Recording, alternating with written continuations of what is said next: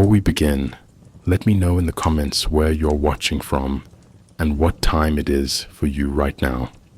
This is not merely a story about a fictional book, nor is it an exploration of occult curiosities or literary trickery. It is a descent, slow, scholarly, and unsettling, into one of the most enduring ideas in modern horror, that there exists a text, or rather, the idea of a text, so corrosive to the human mind that even knowing of its existence begins a kind of irreversible unraveling. The Necronomicon, first named in 1922 by H.P. Lovecraft, has since metastasized across fiction, folklore, pseudo-history, and actual belief systems. What began as a literary invention has taken on the contours of a myth that refuses to remain safely confined to the page. In this long-form investigation, we will approach the Necronomicon not as pulp fantasy, but as an artifact of cultural imagination, a lens through which we can examine deeper anxieties about knowledge, madness, and the limits of human perception. Drawing from literary history, philosophy, psychology, and subcultural documentation, we will trace its imagined origins, unpack its recurring themes, and scrutinize the psychological residue it leaves behind. Our goal is not to debunk nor to prove, but to understand how a non-existent book can exert such a real and haunting influence. Consider carefully. To study the Necronomicon is to enact it, to ask where it came from, what it contains, and why it endures, is already to participate in its unfolding. So we begin, not by opening the book, but by asking why it was ever imagined in the first place. It is easy to forget, amid the countless pop cultural references and mock reproductions, that the Necronomicon began as a single, almost casual invention within a short story written by a reclusive man from Providence, Rhode Island. In 1922, H.P. Lovecraft introduced the name in The Hound as one of several arcane volumes mentioned in passing by two grave-robbing aesthetes, yet what seems at first a mere atmospheric detail, one among other imaginary tomes, such as the Book of Ibun or Unaussprechlichen Kulten, became something far larger. Lovecraft's choice was deliberate. He sought not to describe horror, but to catalogue it, to imply a hidden archive behind his fictional world. The Necronomicon thus emerged not as a book within a story, but as the invisible spine of a mythology. According to his own correspondence from 1934, Lovecraft called it a sort of general index to the whole universe of the old ones, a phrase that reveals his literary ambition to create coherence where chaos itself was the subject. It is not a manual for conjuration, nor a blasphemous parody of the Bible. It is rather the illusion of a scholarly text whose mere existence makes the impossible seem documented. Lovecraft's New England was a place already haunted by history, a landscape dense with Puritan guilt, maritime decay, and the afterimage of colonial anxiety. Within this setting, the Necronomicon functioned as a mirror of the author's own obsession with antiquarian precision and false authenticity. Born in 1890, Lovecraft inherited a late Victorian fascination with forbidden knowledge, the Egyptomania of the 1890s, the occult revival of the Golden Dawn, and the pseudo-scientific mysticism of theosophy. He was surrounded by a culture that blurred the line between rational empiricism and esoteric speculation. Consider this carefully. At the same moment that physicists were discovering the quantum indeterminacy of matter, magicians were publishing grimoires, promising communion with unseen intelligences. Lovecraft stood precisely at that crossroads, where the Enlightenment's confidence in reason met the romantic yearning for the infinite.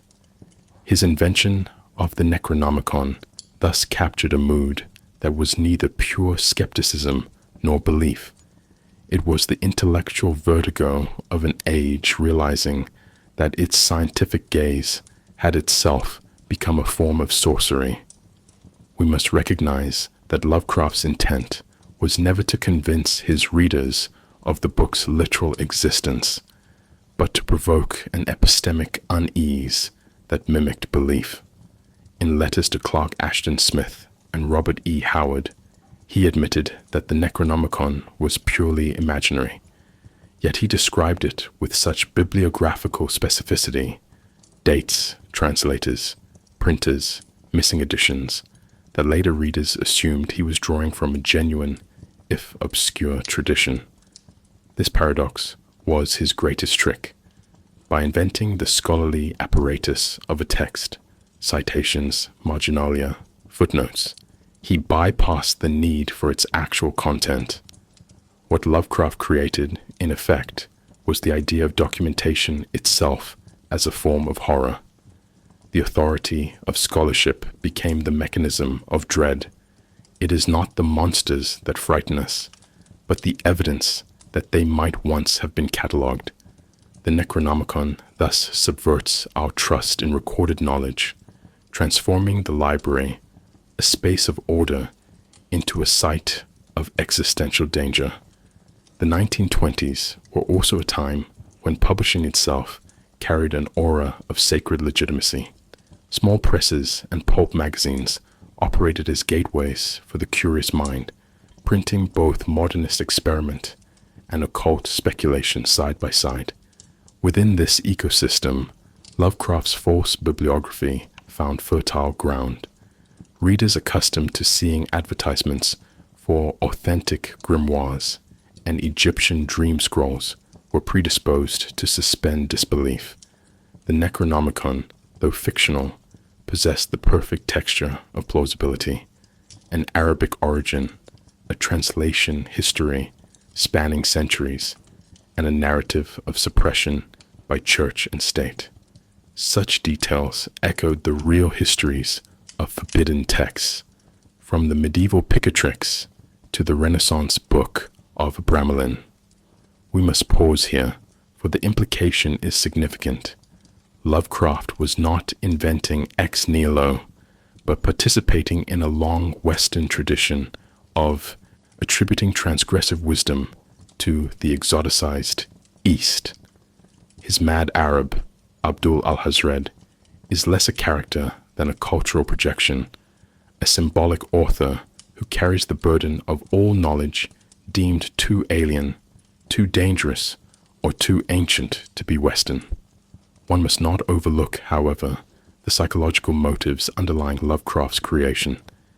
Is the Necronomicon not, in a sense, his own unconscious given form, a repository for everything his rational mind rejected? Raised in near isolation, haunted by familial mental illness, Lovecraft developed an acute sensitivity to forbidden thought. His letters reveal a man who distrusted religion yet feared its absence, who adored science yet dreaded its implications. The invention of a blasphemous text provided him a way to dramatize his intellectual fears. The Necronomicon becomes then a vessel for ambivalence. It both records and resists understanding.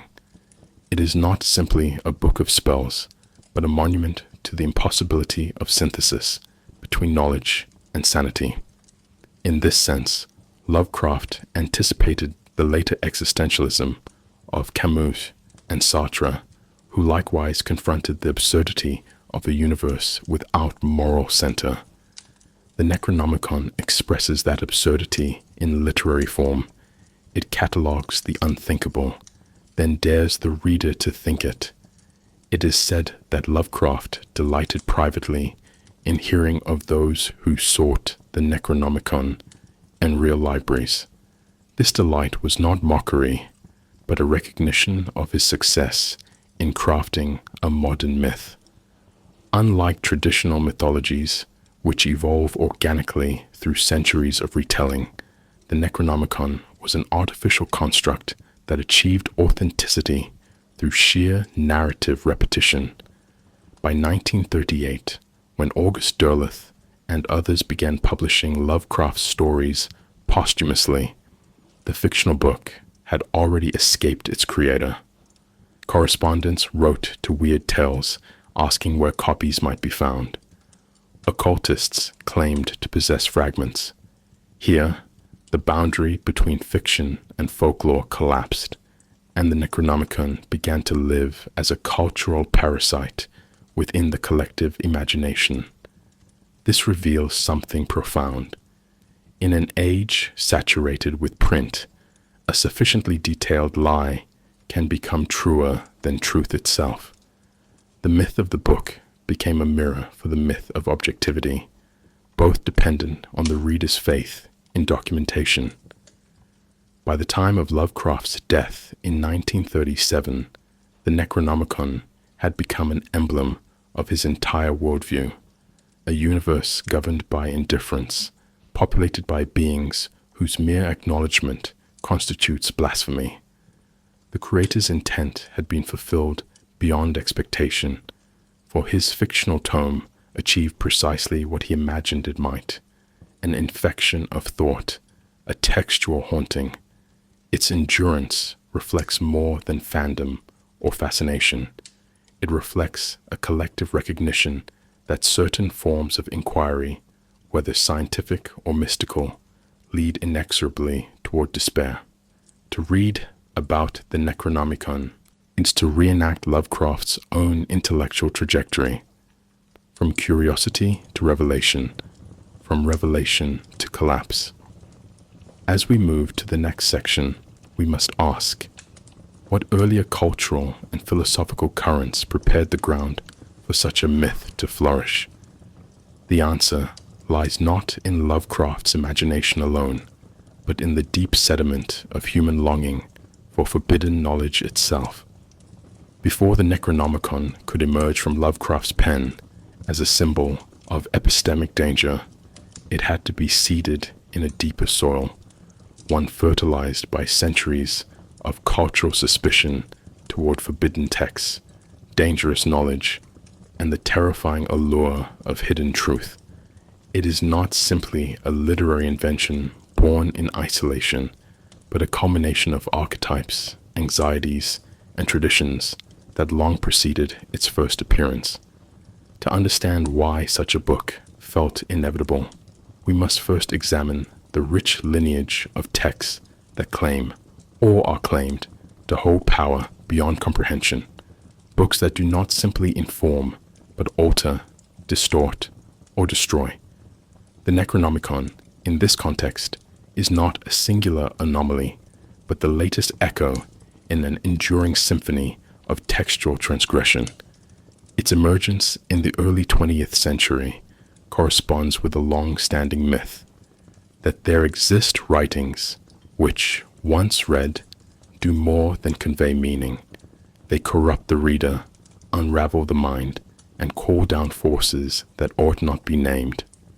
Many of these antecedents were religious or pseudo-religious in character, embedded in traditions where the sacred and the profane are separated only by ritual and taboo. Consider the medieval Picatrix, a 10th century Arabic grimoire translated into Latin in the 12th century, notorious for blending astrology, philosophy, and dangerous magical rites. Or the Book of Abramelin, a 15th century work allegedly revealing a path to personal communion with angels and, by implication, demons, whose influence is seen across both ceremonial and chaos magic. Even more infamous is the Malleus Maleficarum, the 1487 inquisitorial manual that catalogued witchcraft not to enable belief, but to make prosecution inevitable. These works function not only as repositories of dangerous content, but as performative documents. Reading them enacts the very knowledge they contain. The parallel is immediate and chilling. The Necronomicon follows the same pattern, offering not enlightenment, but activation. The reader becomes not informed, but implicated. We must also address the role of Islamic and Middle Eastern traditions in the construction of the Necronomicon's fictional authorship. Lovecraft's invention of Abdul al-Hazred, the Mad Arab, gestures toward a tradition of Arabic occultism that Western readers had long exoticized. Works like the Gayat al-Hakam, translated into Latin as the Picatrix, and the mystical writings of Surawadi or Al-Kindi had been circulating in European esoteric circles for centuries, often stripped of their original metaphysical contexts and repurposed as cryptic and dangerous. The Orientalist overtones of Lovecraft's choice must not be ignored. Al-Hazred is a nonsense name, linguistically impossible in Arabic, yet it feels authentic to Western ears, an intentional conjuring of foreignness as danger. Lovecraft was not alone in this maneuver. For hundreds of years, European grimoires often claimed fictional Arabic origins, attributing their content to Solomon, Hermes Trismegistus, or obscure caliphs, to create a veneer of ancient and forbidden legitimacy. Thus, Lovecraft's myth of the Necronomicon participates in a long-standing tradition, using the othered East as the imagined source of unthinkable wisdom, whether to inspire awe or fear. Equally important is the folkloric trope of the forbidden book, which recurs across civilizations and epochs. In ancient Egypt, there is the tale of the Book of Thoth, said to contain spells capable of speaking to animals and commanding the gods themselves. Possession of the book brings power, but also ruin. All who read it suffer death or divine punishment.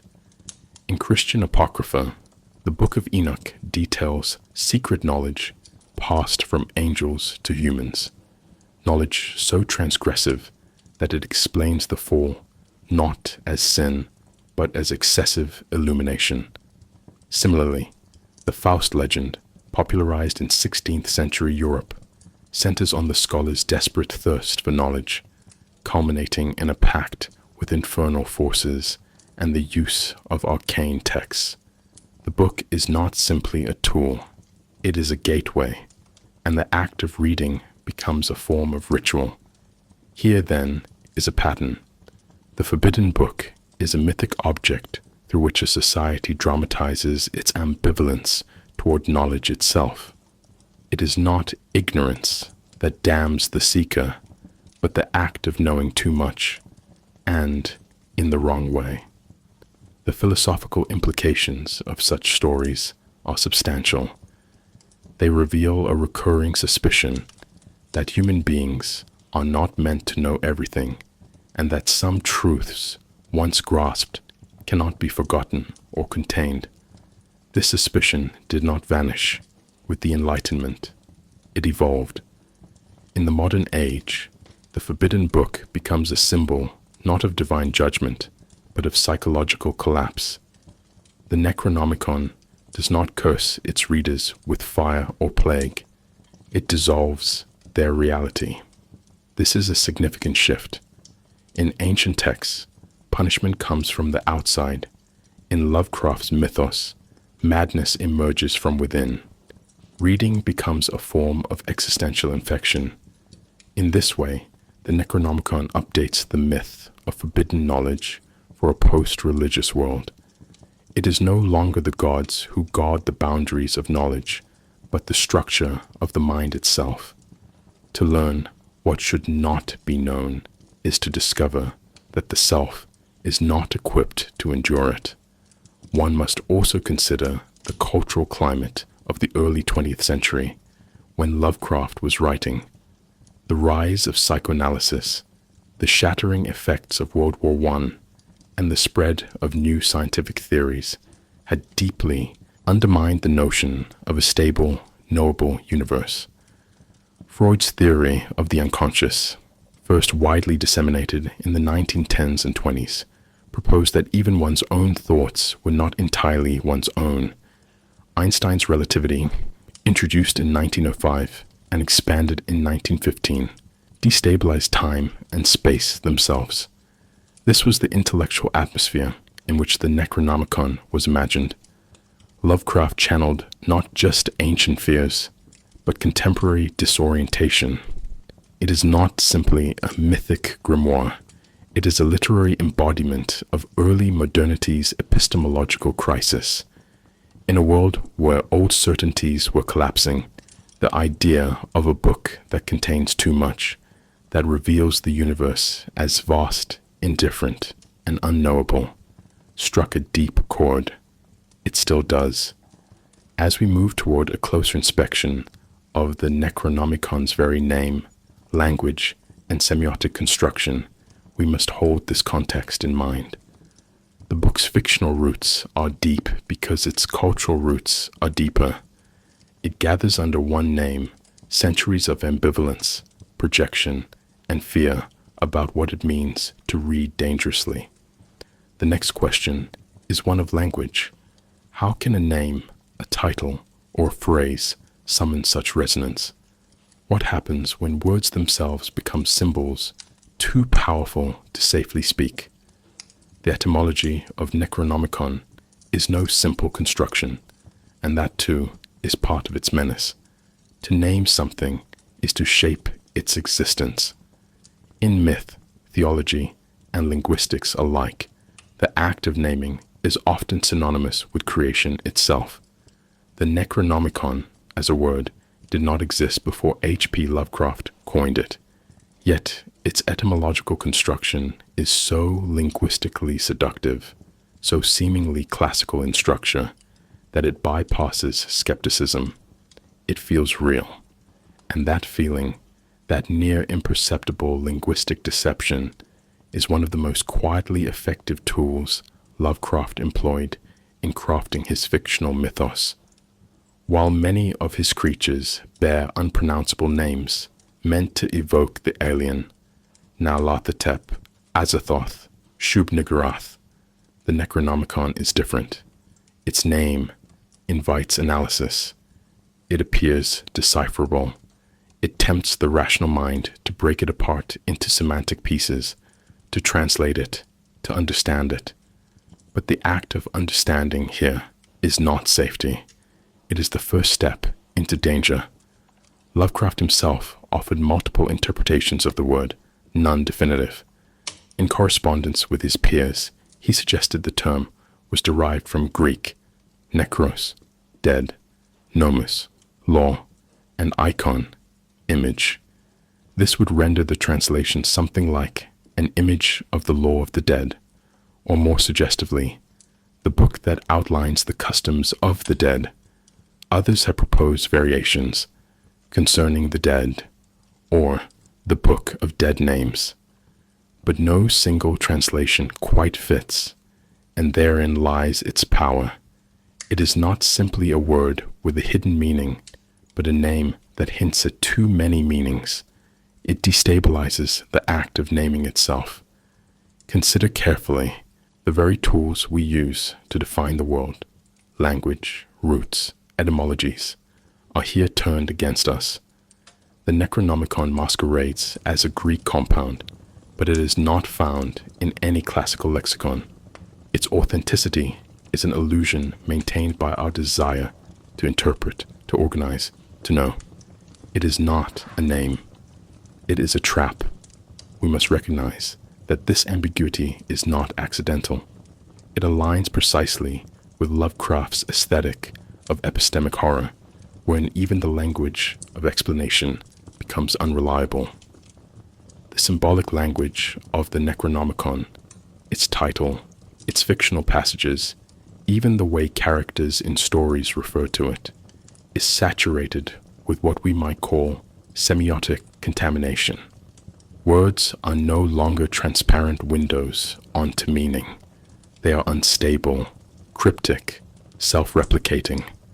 This recalls the work of post-structuralist theorists like Jacques Derrida, who argued decades later that language is always already slipping, always already deferring meaning. Lovecraft anticipates this instability through the Necronomicon, a text which, though never fully quoted, exerts tremendous influence precisely because of what it cannot clearly say. Its language is paradoxically powerful because it withholds clarity. It is not the content of the Necronomicon that disturbs, but the inability to reduce it to content at all. In Lovecraft's fiction, the Necronomicon is not written in a single stable language. There is the original Arabic version, al-azif, a term meant to mimic the sound of night insects, or perhaps the whispering of demons.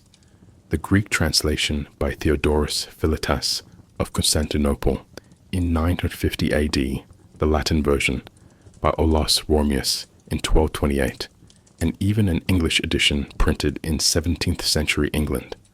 This imagined bibliographic history mirrors real grimoires, such as the Picatrix or Corpus Hermeticum, which moved across languages and cultures, accumulating distortions and power through mistranslation.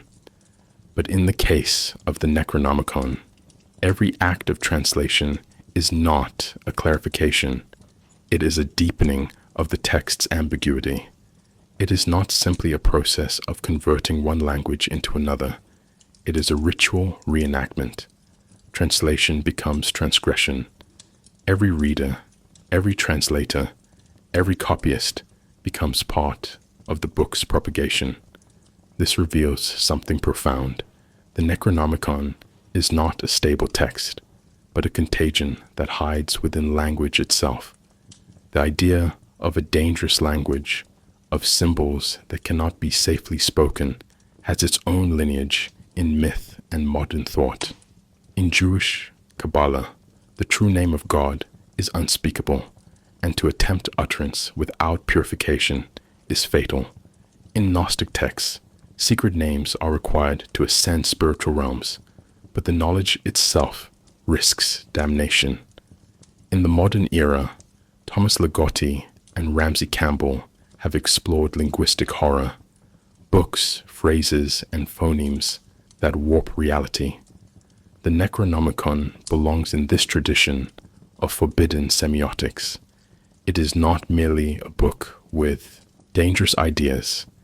It is a book whose language enacts those ideas, whether or not they are understood. Reading, in this framework, is not passive intake, but ritual performance. To speak its name is already to enter its orbit. This brings us to a crucial interpretive threshold. The Necronomicon is not simply a book about horror. It is a book that is horror. Its name functions not just as a title, but as an invocation. Each utterance carries with it the echo of those who have read too deeply, the trace of minds unmade by meanings they could not contain.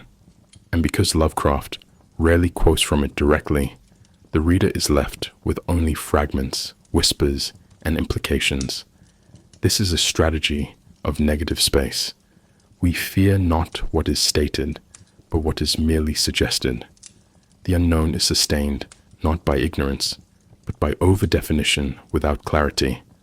Thus, the Necronomicon operates as a symbolic paradox, a book we know by name, yet cannot know in substance. It is not information withheld. It is information that unravels the self who seeks it. As we prepare to examine the ways in which Lovecraft constructed the Necronomicon's authority through myth-building techniques and intertextual consistency, we must retain this awareness of linguistic instability. The name itself, deceptively transparent, conceals an abyss. It invites the reader to believe in meaning while subtly undoing the possibility of meaning itself. It is not simply a clever fiction. It is a sustained philosophical gesture to suggest that there are words which do not clarify, but infect. What happens next in the architecture of Lovecraft's mythos is the creation of a framework where that infection spreads, not just through stories, but through narrative form, character, and reader alike. To speak of the Necronomicon is to enter into a conversation already in progress, a layered, self-referencing myth that stretches across decades of fiction, correspondence, speculation, and forgery.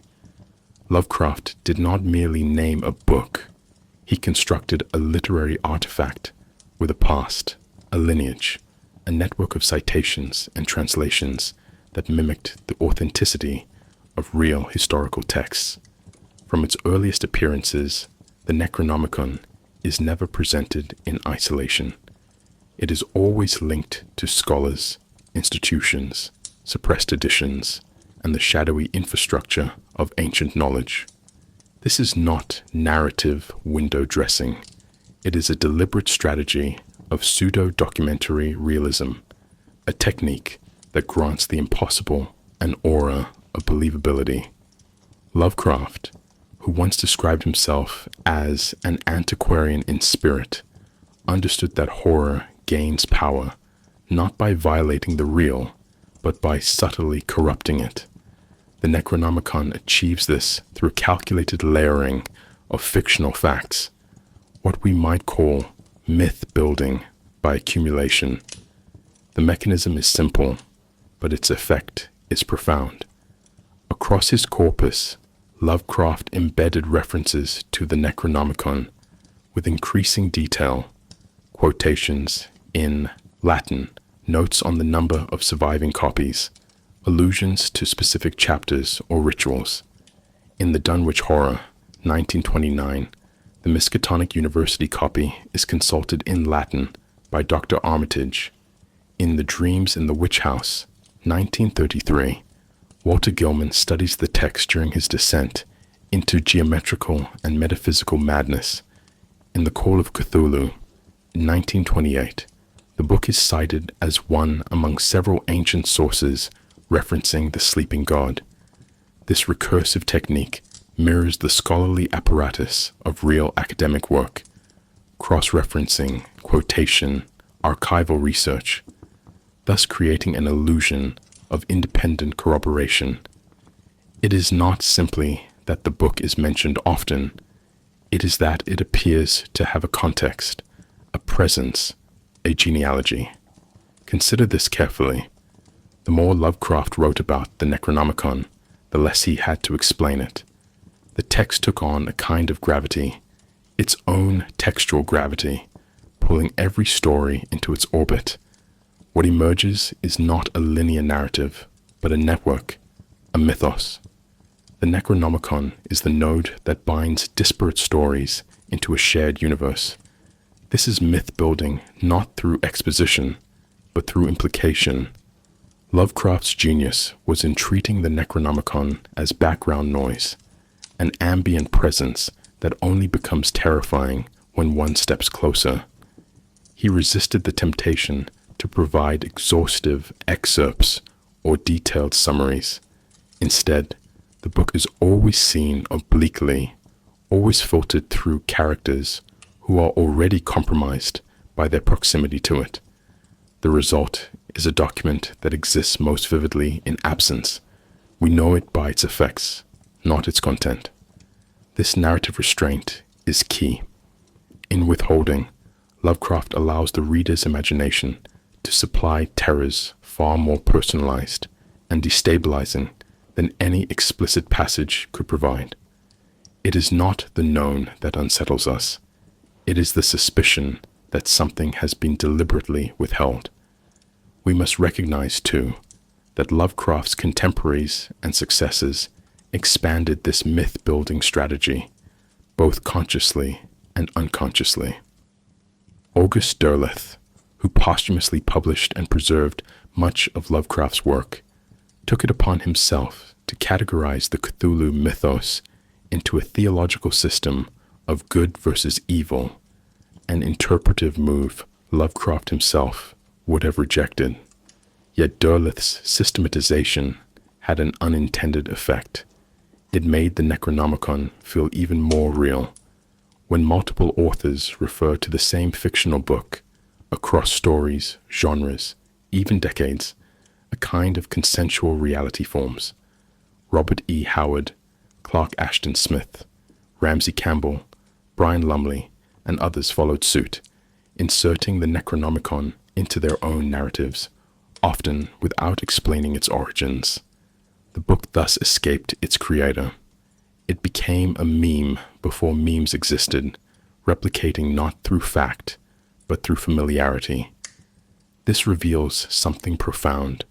The Necronomicon endures not because it is complete, but because it is incomplete in the right way.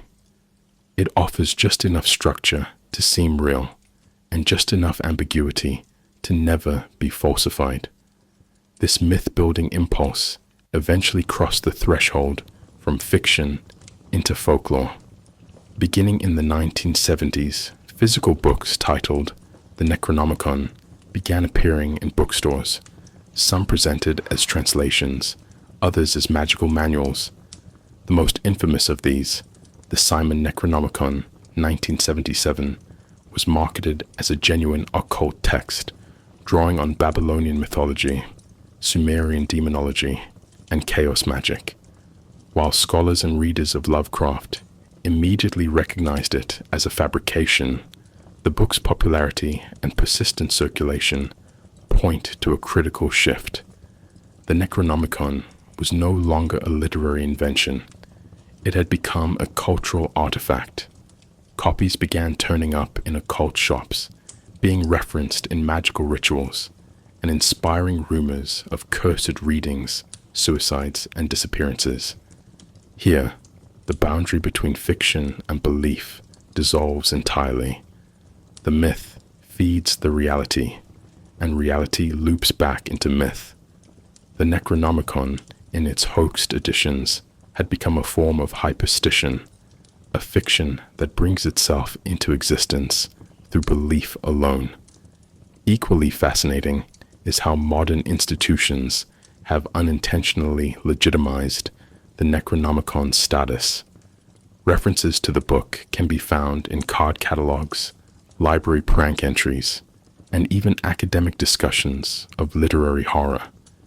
In 2006, the Vatican included the Necronomicon on a list of books requested but not held, an act that only deepened the myth. Several university libraries around the world have deliberately placed a copy of one of the hoax versions on their restricted shelves, further blurring the line between jest and genuine restriction. The meta-horror here is striking. The structures meant to guard knowledge, libraries, catalogs, universities, become accomplices in the propagation of forbidden fiction. This mirrors Lovecraft's original theme, that knowledge itself, once pursued beyond certain limits, ceases to enlighten and begins to unravel. As we move from narrative structure to thematic content, the Necronomicon now stands before us not merely as a fictional object, but as a philosophical symptom. Its myth was built brick by brick, not through spectacle, but through suggestion. Its authenticity derives not from proof, but from repetition, and this repetition is not neutral. It carries the weight of ideas about madness, insignificance, language, and the human thirst for ultimate knowledge. In the next section, we will turn from the architecture of the myth to its interior chambers, the ideas that animate the Necronomicon, the forces it names, and the psychological collapse it so often accompanies. The question is no longer where the book came from, but what it reveals, and whether any reader can remain unchanged by what it implies. To grasp the philosophical significance of the Necronomicon is to confront a paradox. It is a book that reveals, and in the act of revealing, annihilates the subject who dares to understand. Unlike traditional grimoires or theological texts, which claim to grant agency, whether through spells, secrets, or salvation, the Necronomicon offers only exposure. It does not empower the reader. It exposes the reader to a reality that is not only alien but indifferent. The dominant philosophical current that flows through its implied pages is one of cosmic insignificance, a worldview in which humanity is not merely small, but meaningless. Lovecraft articulated this most famously in a 1927 letter. The most merciful thing in the world, I think, is the inability of the human mind to correlate all its contents. This is the Necronomicon's central terror. It correlates what the human mind cannot, and in doing so, dismantles the frameworks that give existence purpose. This is not nihilism in the popular sense. The Necronomicon does not declare that life has no meaning. Rather, it implies that meaning itself is a human invention, a coping mechanism projected onto a universe that is not hostile, but utterly disinterested. In The Call of Cthulhu, one of Lovecraft's most cited stories, we are told that the knowledge of cosmic realities would drive us mad. The cause of madness here is not demonic possession or supernatural contact, but the removal of illusion. The reader of the Necronomicon discovers that all comforting metaphysical narratives, God, progress, morality, are irrelevant to a cosmos governed not by malevolence, but by entropy.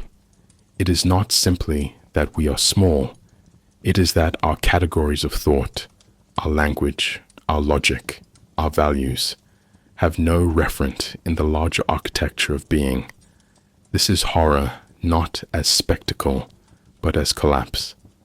The second major philosophical theme inscribed into the Necronomicon's mythology is that of entropy, not merely as physical decay, but as the inevitable dissolution of all systems, biological, cultural, intellectual.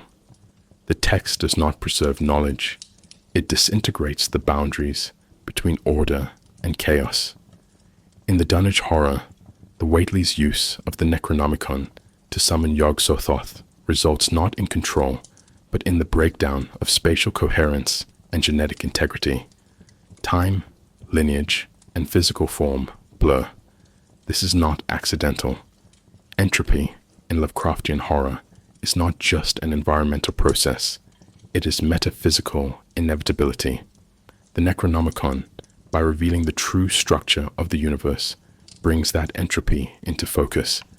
The stability of the self, of civilization, of even the physical world becomes contingent, fragile, doomed.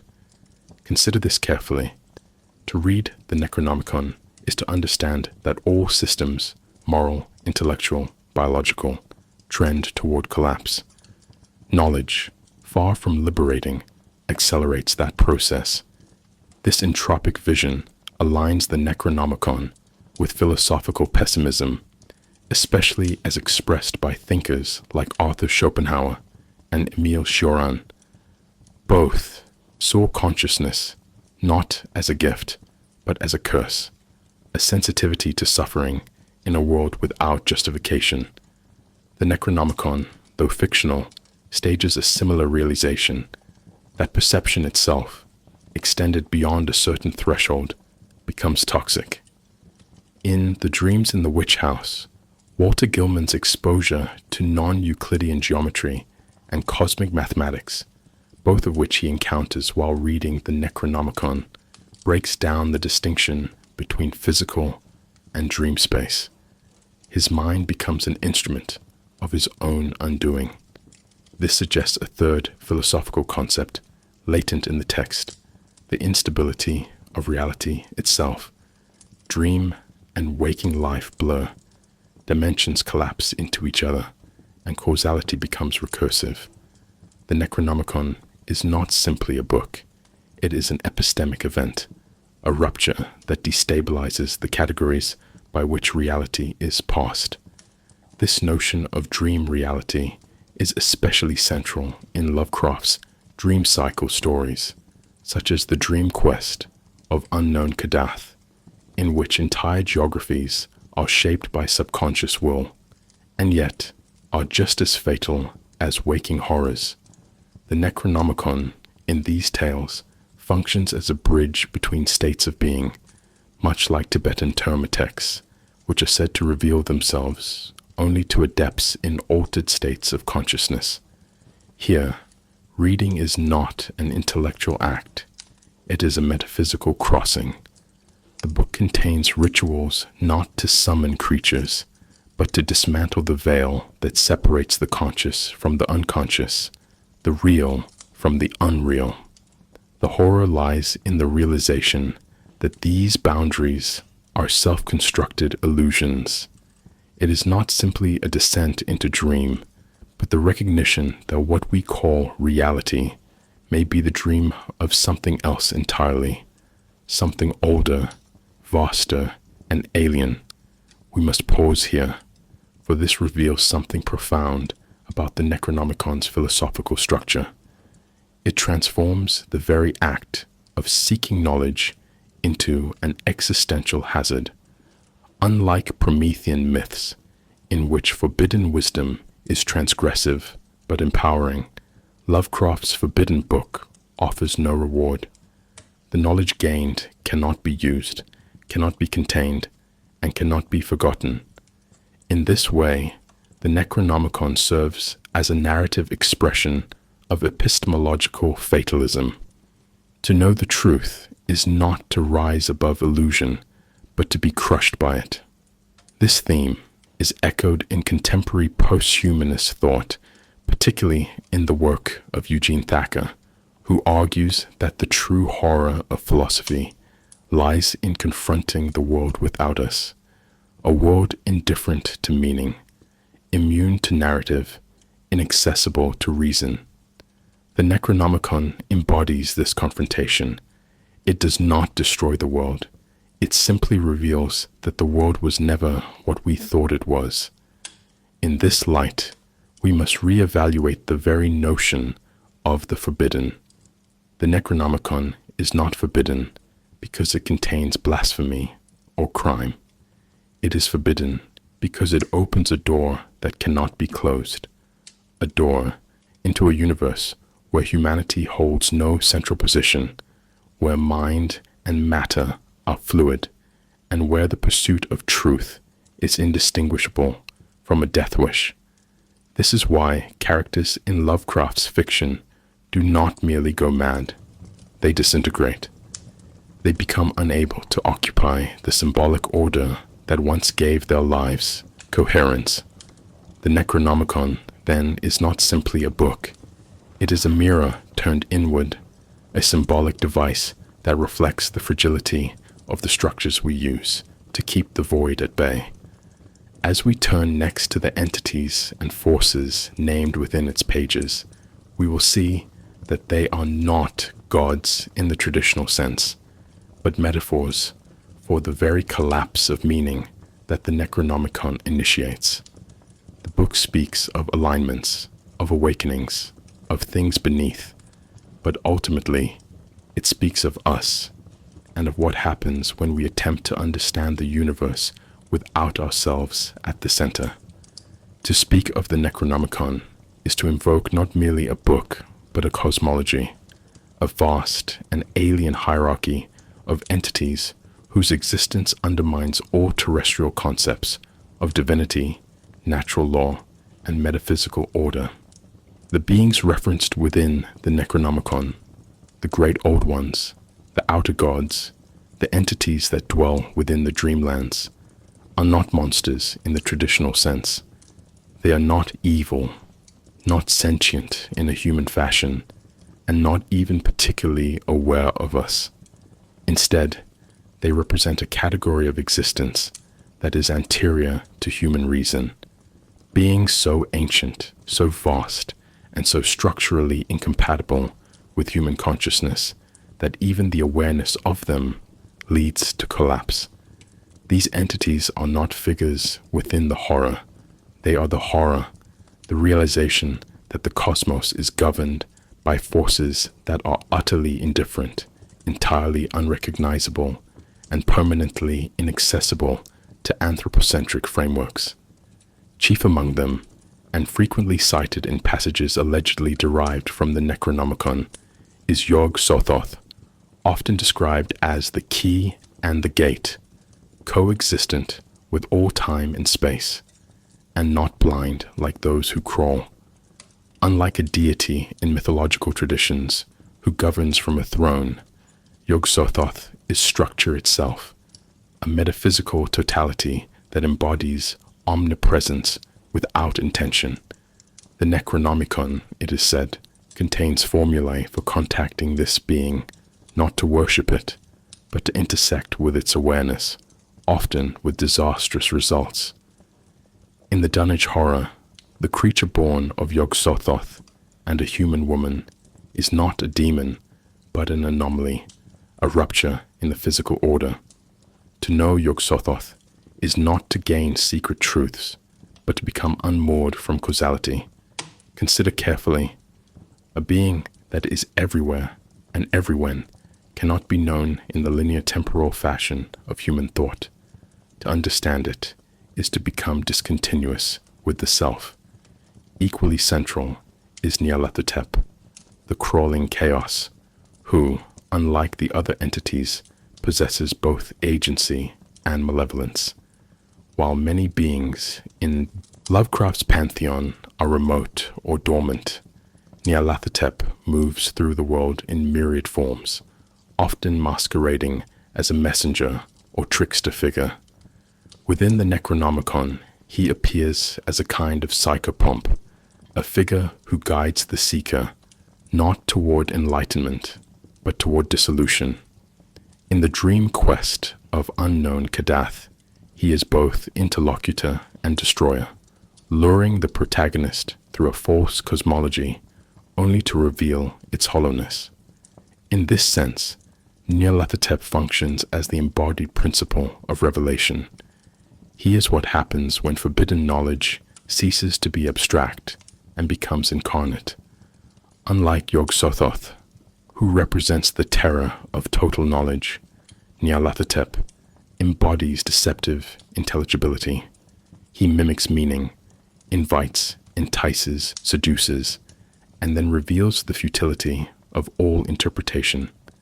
Then there is Azathoth, the central void around which all things spiral, frequently described in whispered fragments as the blind idiot god, or the nuclear chaos. Azathoth represents the absolute limit of thought. At the center of Lovecraft's universe, Azathoth pulses in constant madness, surrounded by idiot flute players who sustain its non-conscious dreaming. The Necronomicon allegedly contains oblique references to Azathoth, often in the context of the origin of all reality, a reality that is not created but dreamed. Here we must pause, for this reveals something profound. The universe of the Necronomicon is not crafted according to logic or plan, but is the accidental byproduct of a dreaming, senseless God. The implication is existentially corrosive. We are not creations, but fluctuations in a meaningless dream. Azathoth is not a creator, but a metaphor for the unthinking chaos beneath all existence. The reader who truly absorbs this paradigm finds not despair, but disintegration, a loss of the possibility of coherence itself. The beings of the dreamlands, a parallel dimension referenced both in Lovecraft's fiction and in the Necronomicon itself, function as intermediaries between the known and the unknowable. They range from gods like Nodens and Hypnos to ancient rulers and spectral presences whose motives remain opaque.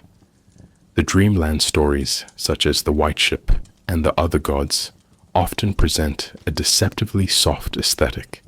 Floating islands, eternal cities, ancient towers, only to culminate in revelation and collapse. Within this dream geography, the Necronomicon serves as a kind of map, though never in any reliable sense. It gestures toward hidden realms, alternate histories, and non-Euclidean architectures, but it offers no certainty. Much like the medieval Liber Linteus or the Voynich manuscript, the book is both artifact and enigma.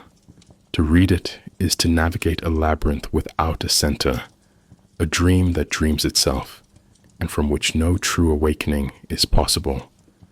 One must also consider the Necronomicon itself as a kind of entity.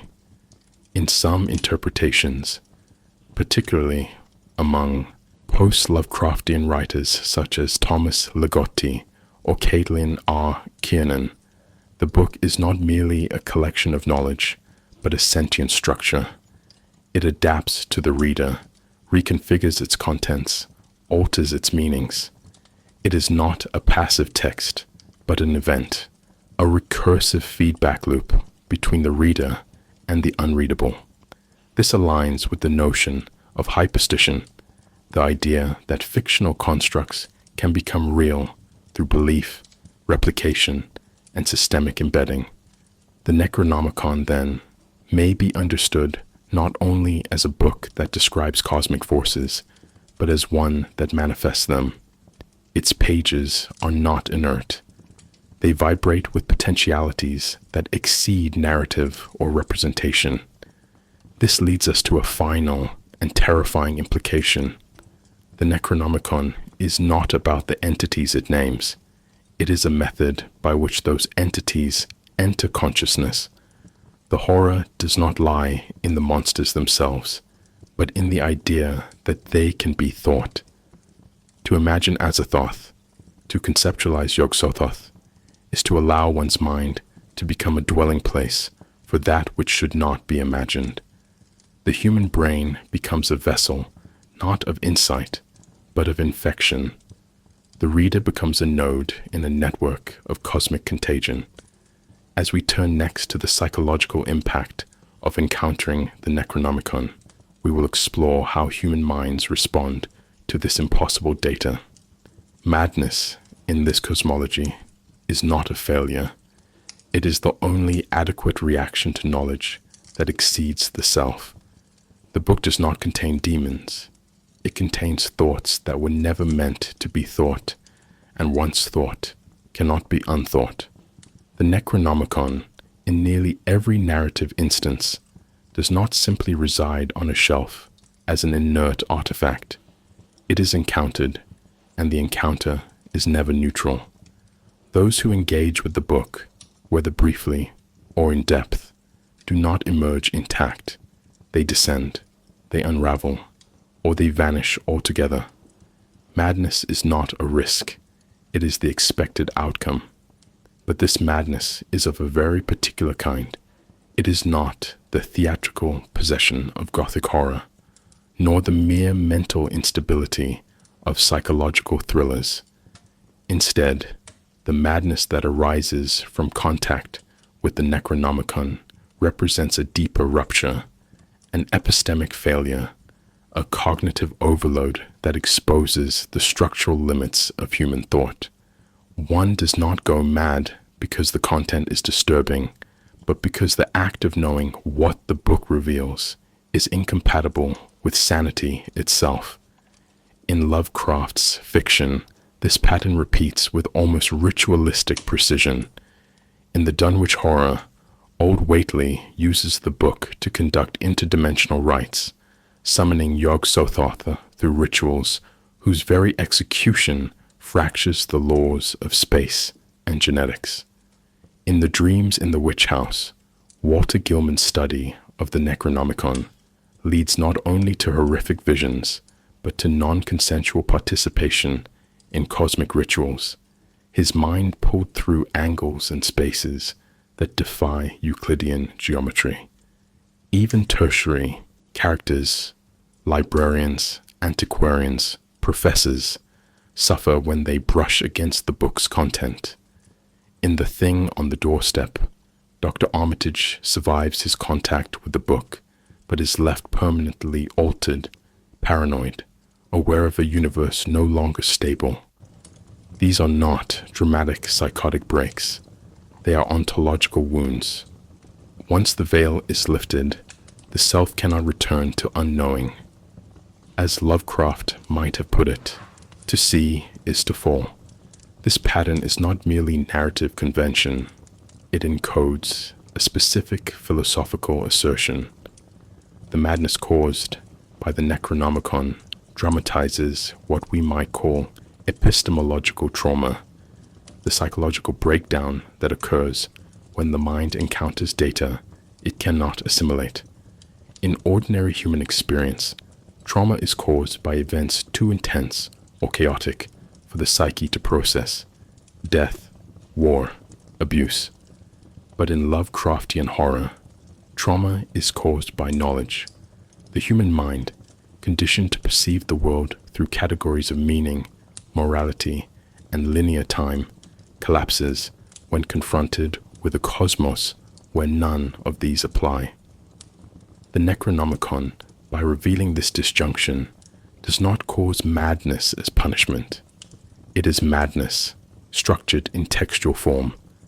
The reader does not lose their mind in the sense of disorder. Rather, the mind becomes too ordered in the wrong structure. A new logic emerges, alien, recursive, and corrosive. This kind of madness finds striking parallels in 20th century philosophy and psychoanalysis. Jacques Lacan, for instance, describes psychosis as the foreclosure of the symbolic order, the point at which language can no longer stabilize the subject. In such a case, reality floods in, unmediated, overwhelming the psyche. This is precisely what the Necronomicon enacts: a foreclosure of symbolic consistency. Its language destabilizes, its diagrams fracture spatial norms, its concepts dismantle causality, and most importantly, it makes the reader aware that these breakdowns are not malfunctions, but revelations of what has always been true. Consider this carefully. Madness in Lovecraft is not the descent into unreality. It is the recognition that reality was never real in the way we believed. The Necronomicon is not a portal to insanity. It is a lens that clarifies, and in clarifying, annihilates the self. Another recurring feature of Necronomicon-induced madness is its contagion. The madness rarely stays confined to the original reader. Instead, it ripples outward, infecting family members, institutions, or entire regions. In the case of Charles Dexter Ward, the protagonist's study of the book leads him to reenact rituals from centuries past, unknowingly reviving forces that destabilize his identity and history alike. In The Shadow, out of time, knowledge gained from the Necronomicon parallels memories transferred from alien beings, resulting in the protagonist's dislocation not only in time, but in selfhood. These cases suggest that madness is not merely internal disintegration, it is ontological displacement. The self is no longer the axis of experience. The reader becomes a vessel for something else: information, possession, alignment. It is not simply that the mind shatters. It is that the mind is no longer where it was. This model of madness also critiques the Enlightenment project, the belief that knowledge is inherently valuable, that reason can explain the world, and that truth is a path toward liberation. The Necronomicon offers a counter-narrative. Truth does not set one free. It reveals the cage, then erases the floor beneath it. In this way, the book becomes a kind of philosophical toxin, a poison for the rationalist worldview. It enacts what Eugene Thacker, in the Dust of This Planet, 2011, calls dark enlightenment, the realization that knowledge can be corrosive, that the universe is not only indifferent to human understanding, but structurally hostile to it. To read the Necronomicon is to participate in a form of dark gnosis, a revelation that undoes the one who receives it. We must recognize, too, that madness functions in these stories not only as a symptom, but as a barrier. It serves as a kind of ethical firewall, a boundary that prevents full access to the truth. No character can fully comprehend the Necronomicon and remain unchanged. This suggests a final and unsettling implication, that madness is the appropriate response to what the book reveals. Sanity is not a strength, but a limitation, a boundary condition for functioning within a human world. The Necronomicon, by crossing that boundary, exposes the fragility of the human condition itself. As we turn next to the function of forbidden knowledge and the phenomenon of epistemic collapse, we will explore how the book does not simply drive individuals mad, but unravels the very structure of meaning-making. It is not the individual who fails, but the system of knowledge that fails under the weight of what should never have been known. The Necronomicon is not feared because it teaches evil, nor because it enables dark miracles. It is feared because it reveals. Its pages, whether described as vellum or shadow, inked in forgotten languages or transcribed from dream, unveil a reality that was always there, waiting just beneath the surface of human certainty. This is the essence of forbidden knowledge in Lovecraftian horror, not information that is dangerous because of its content, but because of its implications. The knowledge itself may be banal.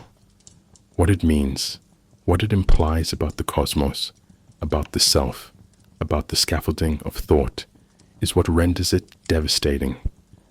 To engage with the Necronomicon is to engage in a fatal epistemic wager.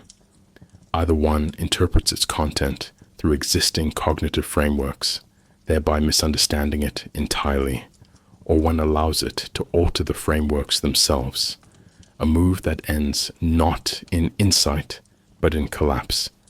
Unlike religious taboos, which guard sacred knowledge until one is ritually prepared, the Necronomicon offers no path of initiation, no schema of ascension. There is no mastery, no enlightenment, only exposure. In The Call of Cthulhu, the professor's fragmented research uncovers mere hints of the cosmic order, a statue, a cult ritual, a dream, and that is enough to undo his sense of reality. In The Whisperer in Darkness, even second-hand exposure to the book's contents destabilizes the protagonist's grip on the real. The book operates less like a manual and more like a signal, a form of metaphysical radiation. It does not require understanding. It requires only proximity.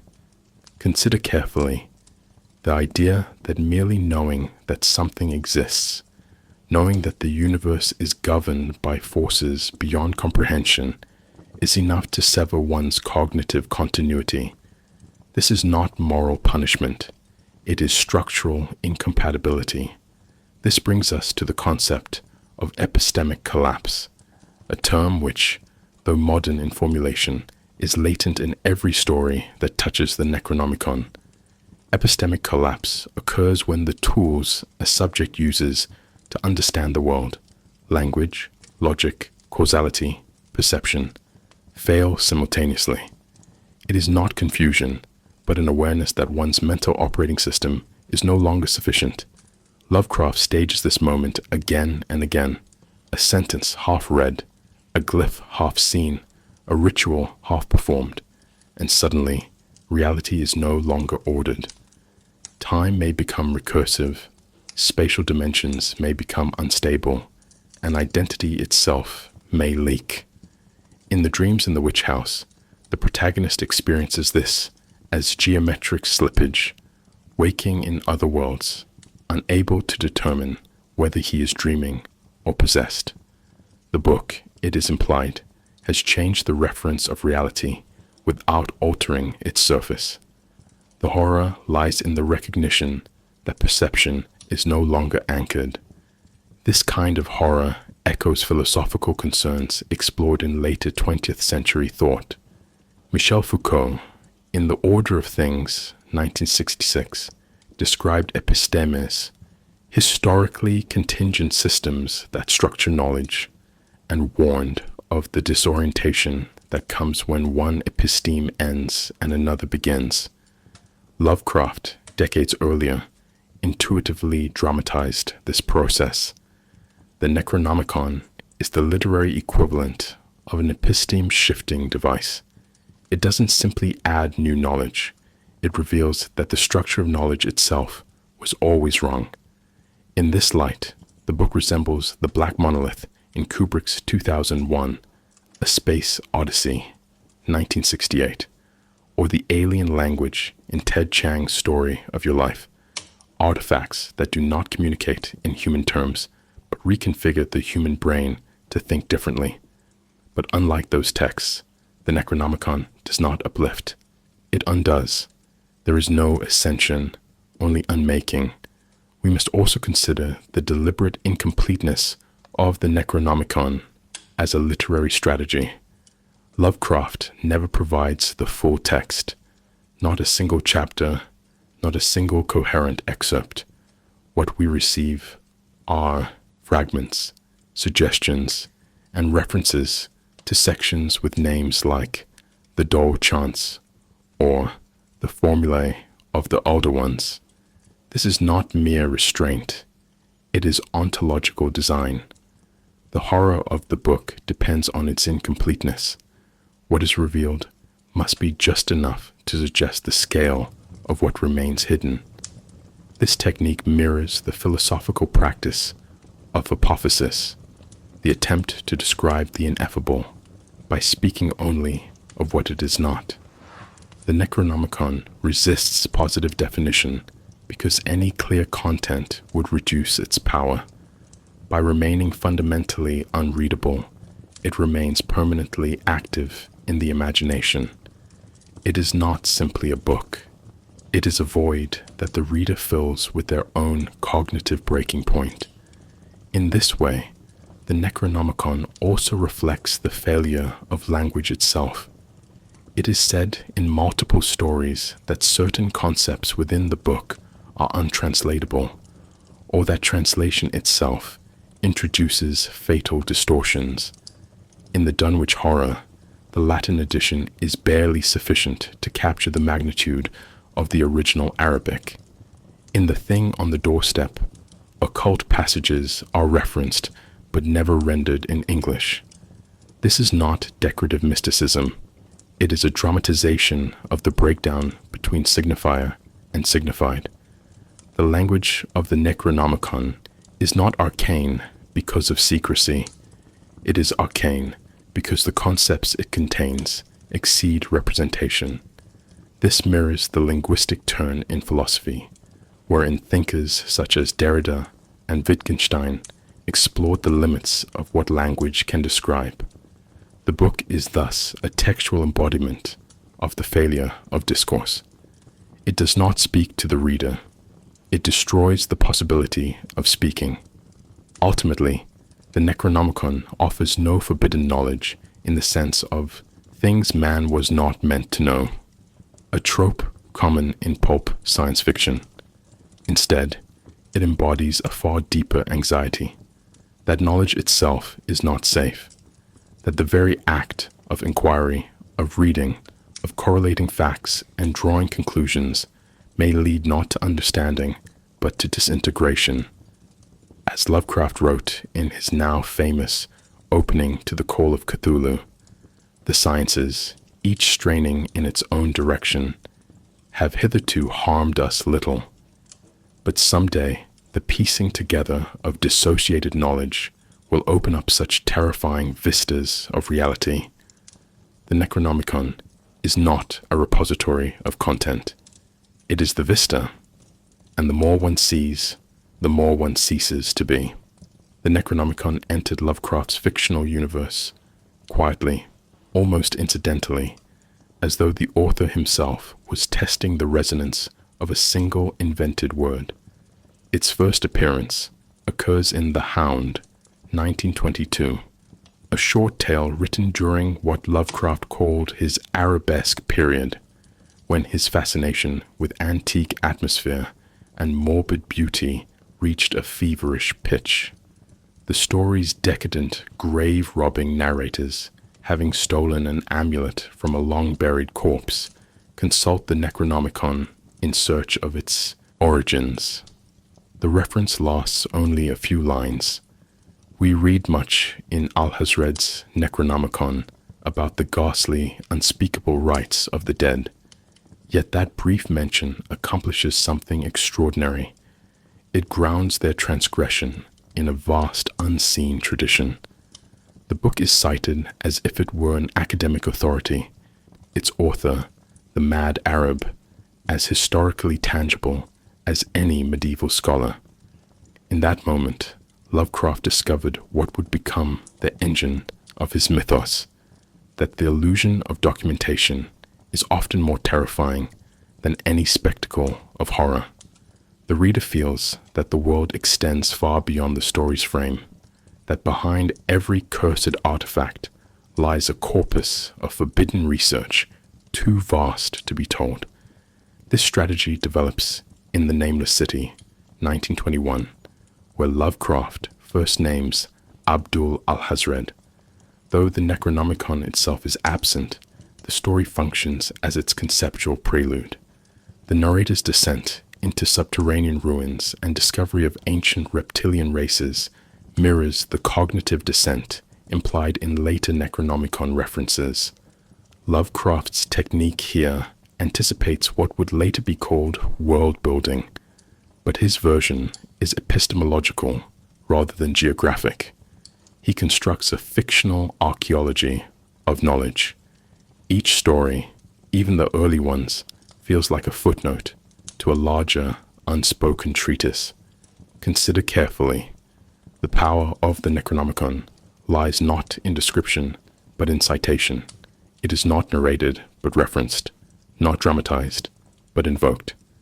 This creates a recursive realism, an illusion that Lovecraft is quoting his own non-existent sources.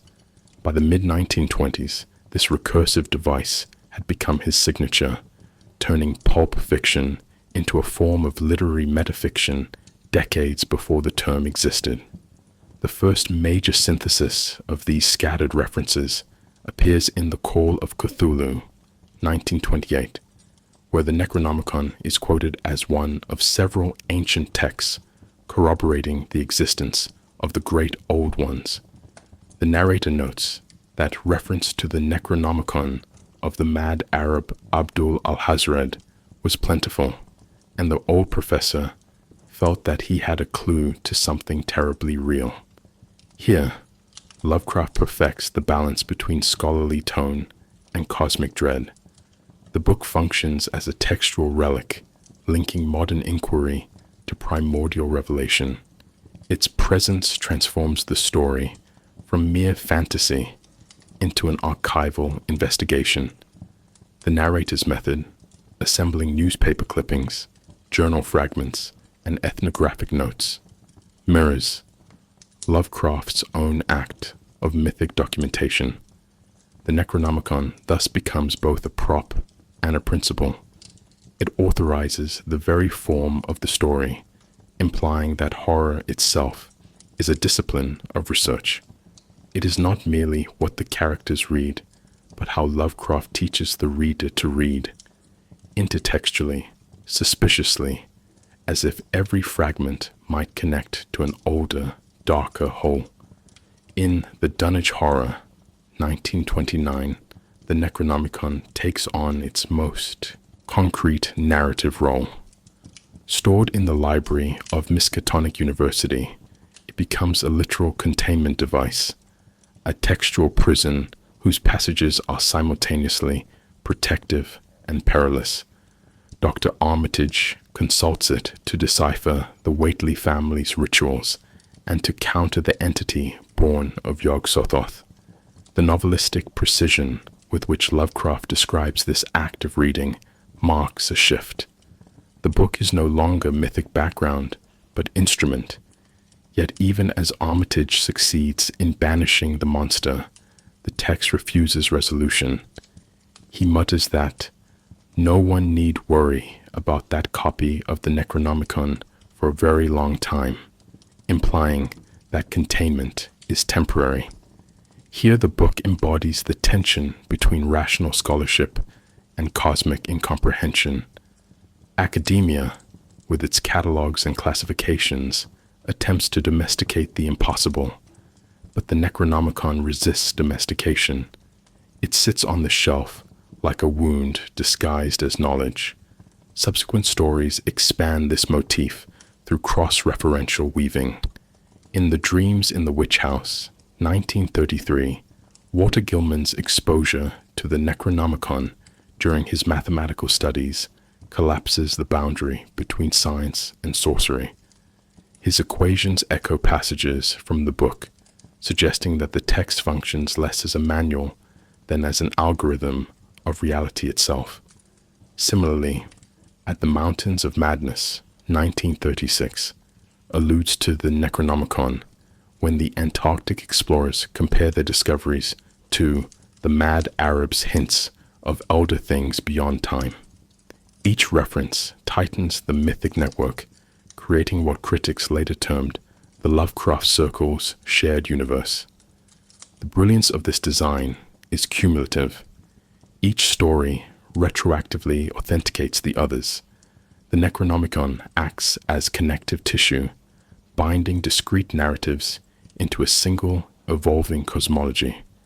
It is not a story element, but a structural principle, an invisible architecture supporting an entire literary world. The metatextual echo continues beyond Lovecraft's own writing, carried by his correspondence and successors. Clark Ashton Smith references the book in The Return of the Sorcerer, 1931. Robert E. Howard invokes it in The Blackstone, 1931, where it appears alongside other grimoires like Unersprechlichen Kulten. These intertextual borrowings form a kind of literary seance, a collaboration conducted across letters and pulp magazines. Each author extends the myth while preserving its ambiguity. None attempt to write the full Necronomicon. Each merely adds another quotation.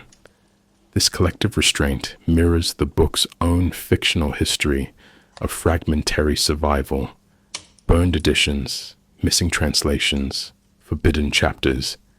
It is a myth sustained through gaps, through absence, through the silence between references. By the time Lovecraft died in 1937, the Necronomicon had achieved autonomy. It no longer belonged to any one story or even to its creator. It existed as an idea that could migrate, adapt, and self-replicate, a textual parasite inhabiting the imagination of both writer and reader. Its earliest appearances established not only its mythic authority, but also its narrative function, to make the fictional world feel larger than the text that contains it. Each citation acts like a crack in the page through which the infinite seeps. As we move to our next section, we will focus on one of these fissures, the case study of the Dunwich Horror, where the book's presence ceases to be atmospheric and becomes decisively operational. There, the Necronomicon is not merely read, it is used, and in its use, we glimpse the cost of turning forbidden knowledge into action. In the canon of Lovecraftian fiction, the Dunwich Horror, 1929, occupies a unique place. It is one of the few stories in which the forces of human intellect and organized resistance, embodied in the figure of Dr. Armitage and his fellow scholars, appear to confront and suppress the eldritch threat. But this apparent victory is, upon closer analysis, illusory. The story's underlying structure reveals a deeper, more disturbing truth, that even containment is temporary, and that the source of horror, the Necronomicon, is not vanquished, but merely deferred. The book in this tale is not just a reference point or symbol. It is used, consulted, and cited as the key to understanding and combating the monstrous forces at play. It stands at the center of the narrative as both diagnostic tool and latent threat, a symbol of the uneasy intersection between scholarship and the unknowable. The story opens with the birth of Wilbur Whately, a preternaturally advanced child born under mysterious circumstances in rural Massachusetts. His rapid growth, strange physiology, and obsession with acquiring a copy of the Necronomicon are the first indicators that he is not entirely human. The Miskatonic University copy becomes his target. Lovecraft writes that Wilbur sought with frantic earnestness for the loan of the Necronomicon at the library, but is ultimately denied access. This moment is critical. The refusal to allow Wilbur the book is framed as an act of containment, a gatekeeping measure that temporarily prevents catastrophe. And yet, the refusal comes too late. The knowledge Wilbur seeks, it is implied, is already partially known to him, taught by his grandfather or inherited from his unearthly parent, Yog-Sothoth.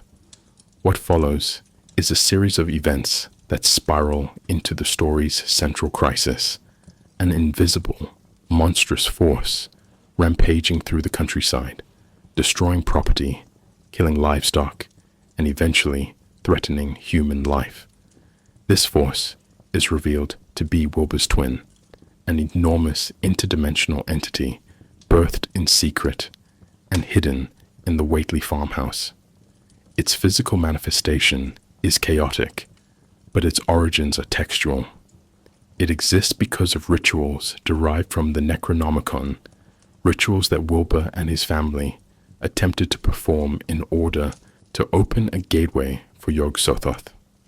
In this sense, the book does not simply explain the horror, it enables it. The incantations, glyphs, and formulae it contains are not symbolic, but operative. They do something. The narrative presents this knowledge not as superstition, but as functional physics from another reality. Dr. Armitage's role in the story hinges on his familiarity with the Necronomicon. He is one of the few who can read and interpret it safely, or so it seems. When he discovers Wilbur's notes and correlates them with passages in the book, he and his colleagues act quickly to prevent the full materialization of Yog-Sothoth. They succeed, at least in halting the ritual, by confronting the invisible twin on the hills outside Dunwich and performing a counter-ritual based on their own readings. The entity is ultimately banished, or perhaps recalled, after a climactic scene in which it reveals, through distorted speech, its tragic awareness of identity. I don't blame ye. No, I expect it. I wouldn't have hurt ye. I'd have run off, but the world's got to know. This moment complicates the narrative. The creature is not merely a monster, but a sentient being struggling with its own unnatural existence. The horror is not just that it exists, but that it was born through knowledge. Here, the Necronomicon functions as a double-edged artifact. It provides the tools both to summon and to suppress, but this dual function is itself horrifying. The book does not distinguish between good and evil, between salvation and destruction. It contains only information, and that information is agnostic to human morality. This is perhaps the most unsettling implication in the Dunwich horror, that there is no safe way to know what the book contains. Even in the hands of scholars, it exerts pressure, introduces danger, and leaves residue. Dr. Armitage may emerge as a nominal hero, but he is changed. In the final lines, he muses grimly about the implications of what has occurred, about the thin veil between this world and another. The threat has been pushed back, but not neutralized. The book remains. Consider this carefully. The Dunwich horror illustrates that the danger of the Necronomicon is not in evil use, but in use itself. There is no innocent reading. To consult the book is to engage with a reality that disregards human categories. It is not simply a text. It is a tool for restructuring the universe. Wilbur's ritual and Armitage's counterspell are mirror images of the same act, using the book to alter cosmic alignments. The difference lies not in ethics, but in timing. Lovecraft does not reward virtue. He acknowledges delay. The story thus functions as a warning, not against corruption, but against curiosity. Knowledge in this universe is never neutral. The Necronomicon, once opened, imposes its own logic upon the reader, and through them, upon the world. In this case study, the book's narrative function is clear and chilling. It is both plot engine and philosophical vector. It does not merely shape events. It reveals the underlying mechanics of Lovecraft's universe, mechanics where knowledge leads not to empowerment, but to mutation, madness, and eventual erasure. As we move to the next case study, The Dreams in the Witch House, we will see the Necronomicon operate in a different register, not as a summoning manual, but as a theoretical framework for traversing dimensions, bending space, and collapsing the boundary between dream and waking thought. Where the Dunwich horror is about application, The Dreams in the Witch House is about contamination, about what happens when the act of study becomes indistinguishable from participation. Among Lovecraft's many explorations of the Necronomicon, The Dreams in the Witch House, 1933, presents one of the most complex, disorienting, and conceptually dense iterations of the book's narrative function. Here, the Necronomicon is not a summoning manual or an object of antiquarian curiosity, but a mathematical theological text, a theoretical key to an utterly alien reality. The story's protagonist, Walter Gilman, is not a sorcerer or occultist, but a graduate student at Miskatonic University, studying non-Euclidean geometry and quantum mechanics. His academic discipline, grounded in rational inquiry, becomes the very thing that opens him to forces that exist beyond rational limits. The Necronomicon, consulted alongside his studies, acts as a bridge, not to power, but to dimensional instability. What unfolds is a horror not of incantation, but of alignment, a merging of human cognition with geometries, entities, and spaces that predate reason itself. From the outset, Lovecraft seeds the story with architectural unease. Gilman takes residence in the witch house, a structure infamous for its strange angles and historical associations with the witch Kezia Mason, a figure rumored to have escaped prison through knowledge of lines and curves that could connect any points in space. This concept of spatial manipulation as an arcane practice is drawn directly from the Necronomicon, which Gilman reads in parallel with his coursework. The text, he discovers, contains cryptic references to coordinate points outside the Euclidean continuum and the membranes between adjacent realities. Here the Necronomicon ceases to function as a grimoire and becomes something closer to a mathematical scripture. Its passages echo, or perhaps originate, the same ideas pursued in cutting-edge science. But unlike scientific papers, it does not clarify, it enacts. Gilman's descent begins not through ritual, but through dream. Night after night, he experiences vivid visions of being pulled through alien landscapes, of standing before indescribable geometries, and of encountering Kezia Mason and her familiar, the rat-like, semi-human Brown Jenkin. These dreams are not metaphorical. They bleed into waking life. His body, shows signs of travel, scratches, fatigue, strange bruises. Books move in his sleep. Items disappear. The narrative blurs the boundary between dream and event, suggesting that the Necronomicon has not merely described another reality, but has collapsed the distance between dimensions. This collapse is not just spatial, it is cognitive. Gilman begins to perceive space and time differently. He speaks of inconceivable angles, of planes of existence intersecting like shadows. His academic study, once a form of mastery, becomes indistinguishable from madness. The key difference between this story and the Dunwich Horror lies in narrative orientation. In Dunwich, the book is used to manage external threats. In Witch House, the book is the threat. Gilman does not wield its knowledge, he embodies it. The Necronomicon becomes a theoretical infection, reconfiguring his mind to perceive realities incompatible with human sanity. This reflects a core philosophical concern in Lovecraft's work, that the mind is not a neutral observer, but a participant in reality, and that expanding perception risks unraveling the self. The story's most chilling implication is not that Gilman is hallucinating, but that he has been corrected, that his brain, through study and exposure, now sees what has always been there. Consider carefully. The Necronomicon functions here as a cipher, one that decodes the metaphysical architecture of existence. But to decode is not to understand.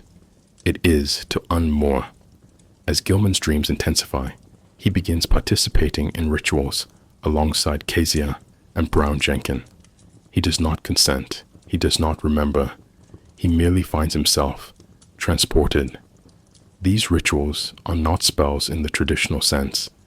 They are alignments of bodies, symbols, and spatial points that allow certain beings to traverse dimensions. In one particularly unsettling passage, Gilman realizes he is being prepared to sign something on a page stained with human blood and bound in an unknown leather. The book in question is never explicitly identified, but the reader suspects it is either a copy of the Necronomicon or another grimoire constructed in its image. The horror lies not in the ritual itself, but in the fact that Gilman has no choice. His thoughts are not his own. The knowledge he sought has used him. This narrative dynamic introduces a broader implication about the Necronomicon. It is not just a book one reads. It is a book that reads the reader. Its content is not fixed, but responsive. In Gilman's case, it acts as a catalyst for dream projection, spatial slippage, and psychic vulnerability. The idea that a book could be sentient, or at least intelligent in its structure, predates modern theories of hyperstition, but finds a strong precedent here. The text is not information. It is an algorithmic reality, a sequence of conceptual structures that, once mentally processed, activate latent capacities in the universe itself. Gilman, the rational student, becomes a test subject for a kind of forbidden cognition. His downfall is not moral, but epistemological. Ultimately, Gilman's fate mirrors that of so many Lovecraftian protagonists. He dies under ambiguous circumstances, found in his room with signs of extreme physical trauma. Brown Jenkin, it is suggested, has torn through his chest, perhaps carrying away his heart as part of some occult economy. But the real death has already occurred, the death of interpretive stability. By the time Gilman's body is found, his sense of self, his place in space and time, and his ownership of thought have already dissolved. The Necronomicon, never fully quoted, has rewritten him, not with its sentences, but with its syntax. Its structure has bled into his dreams, his studies, his perceptions. He is not mad because he was weak. He is mad because he learned too well. As we transition to our next subsection on collaborative and later expansions, we must recognize the way the dreams in the witch house marks a turning point in the Necronomicon's literary function. It is no longer a source of mythic lore or occult recipes. It is now a philosophical mechanism, a semiotic bomb that detonates upon cognition. Later authors would explore this idea more fully, pushing the book beyond Lovecraft's own intentions. But already in this story, we see the seeds of a new horror, not of monsters, not of rituals, but of comprehension itself. To read is to risk becoming something else, and the Necronomicon, patient and unreadable, waits for those minds eager enough to make that fatal mistake. The myth of the Necronomicon, while birthed by Lovecraft, did not end with his death in 1937. In many ways, his passing marked the beginning of its second life, an afterlife composed not of individual stories, but of collaborative mythopoesis, in which other authors, editors, and occult enthusiasts contributed to the book's evolving meaning. Chief among these was August Derleth, Lovecraft's literary executor and the founder of Arkham House, who played a pivotal role in popularizing the Cthulhu mythos. Derleth's contributions are both foundational and controversial. He preserved Lovecraft's corpus, ensured its publication, and expanded the mythos, but in doing so, he also reframed it, reshaping the Necronomicon from an artifact of amorphous cosmic dread into a more conventional good versus evil cosmology.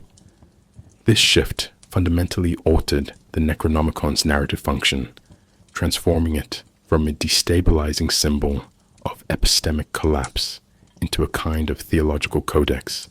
Derleth introduced the idea of the elder gods as benevolent, order-preserving counterparts to the chaotic great old ones. In his hands, the Necronomicon became a tool not only of horror, but of resistance. Characters could use its incantations and rituals not just to summon, but to banish. This dualism imposed a moral clarity that Lovecraft had scrupulously avoided. In The Lurker at the Hall Threshold, 1945, Derleth, writing under Lovecraft's name, though largely on his own, has characters deploy the Necronomicon to ward off evil forces, transforming the book into something akin to a sacred weapon. The horror shifts from existential ambiguity to metaphysical battle. It is not simply a record of the unknowable, but a manual for spiritual warfare. Consider carefully. In this version, the Necronomicon ceases to be a paradox and becomes a solution. The destabilizing philosophical weight Lovecraft embedded in the book is overwritten by the comfort of cosmic symmetry. Yet this reframing did not erase the original.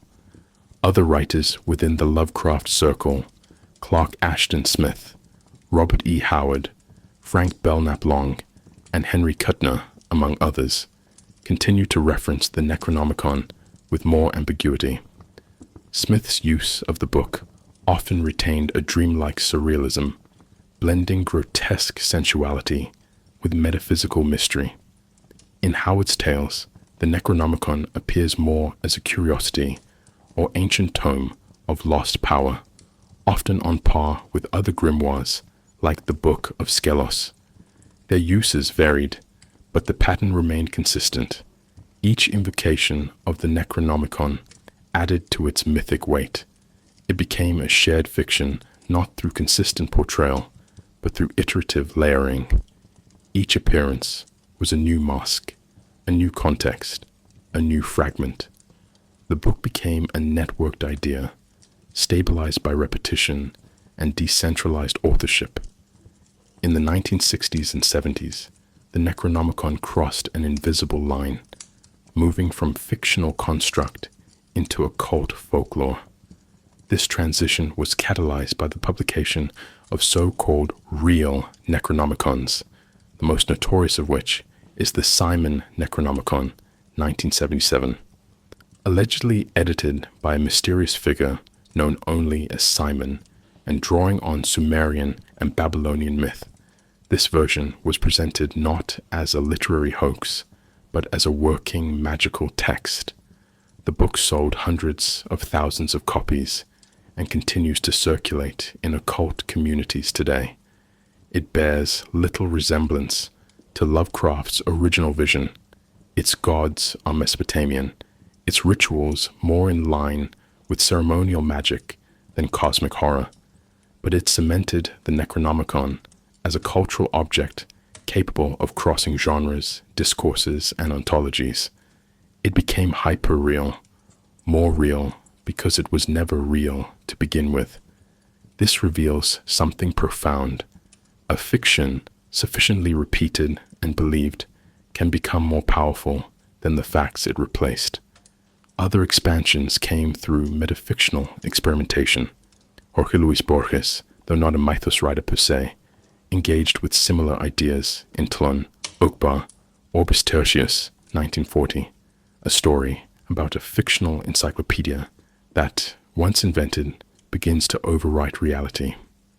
The resonance with the Necronomicon is striking. Both function as documents that construct the worlds they purport to describe. In this context, the Necronomicon becomes a literary device for exploring the nature of belief itself.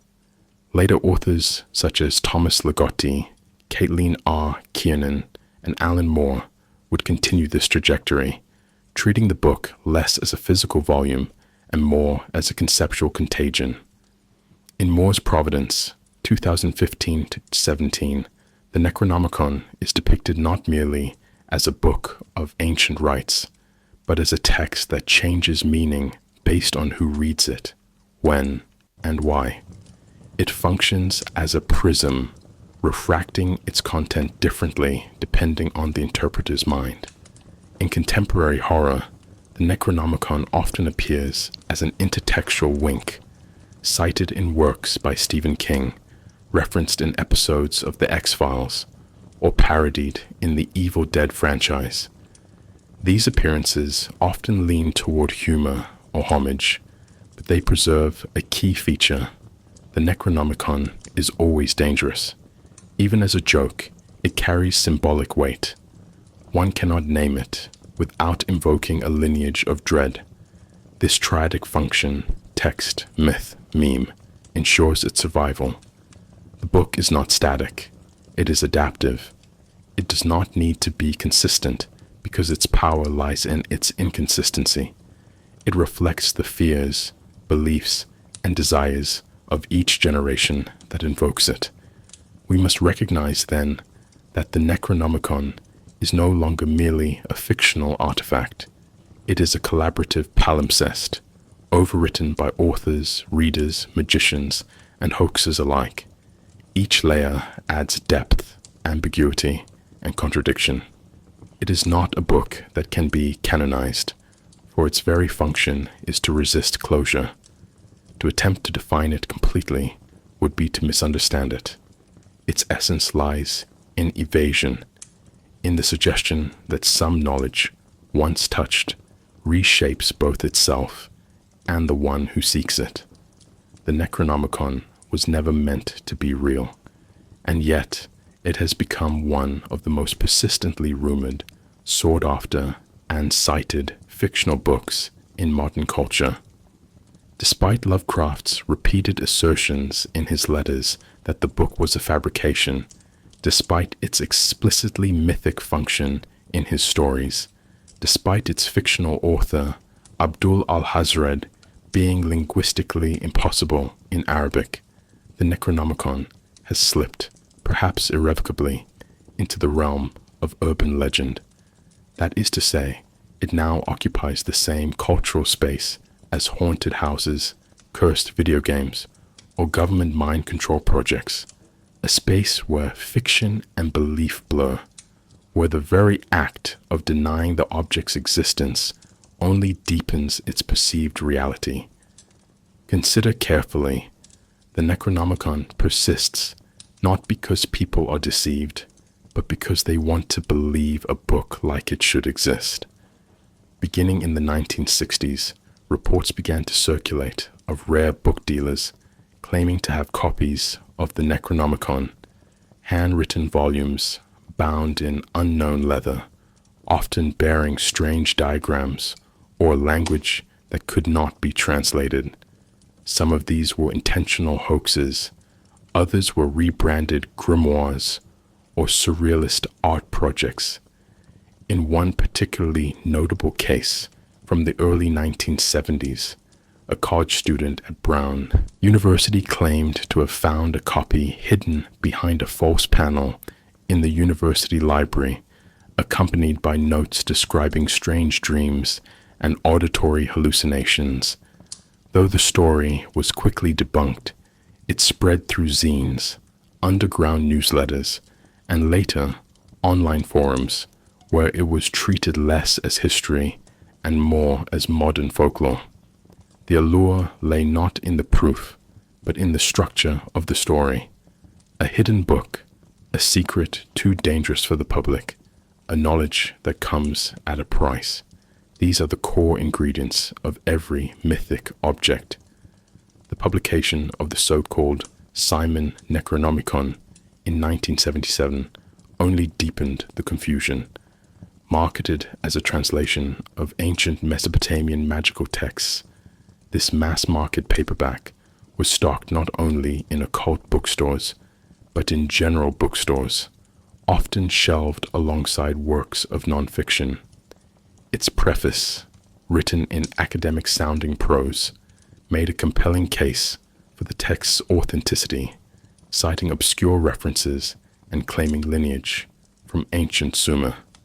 The contents, filled with invocations to gods like Marduk and Tiamat, bore little resemblance to Lovecraft's mythos, yet the name was enough. Readers began to treat it as a real Necronomicon, and stories of its effects soon followed.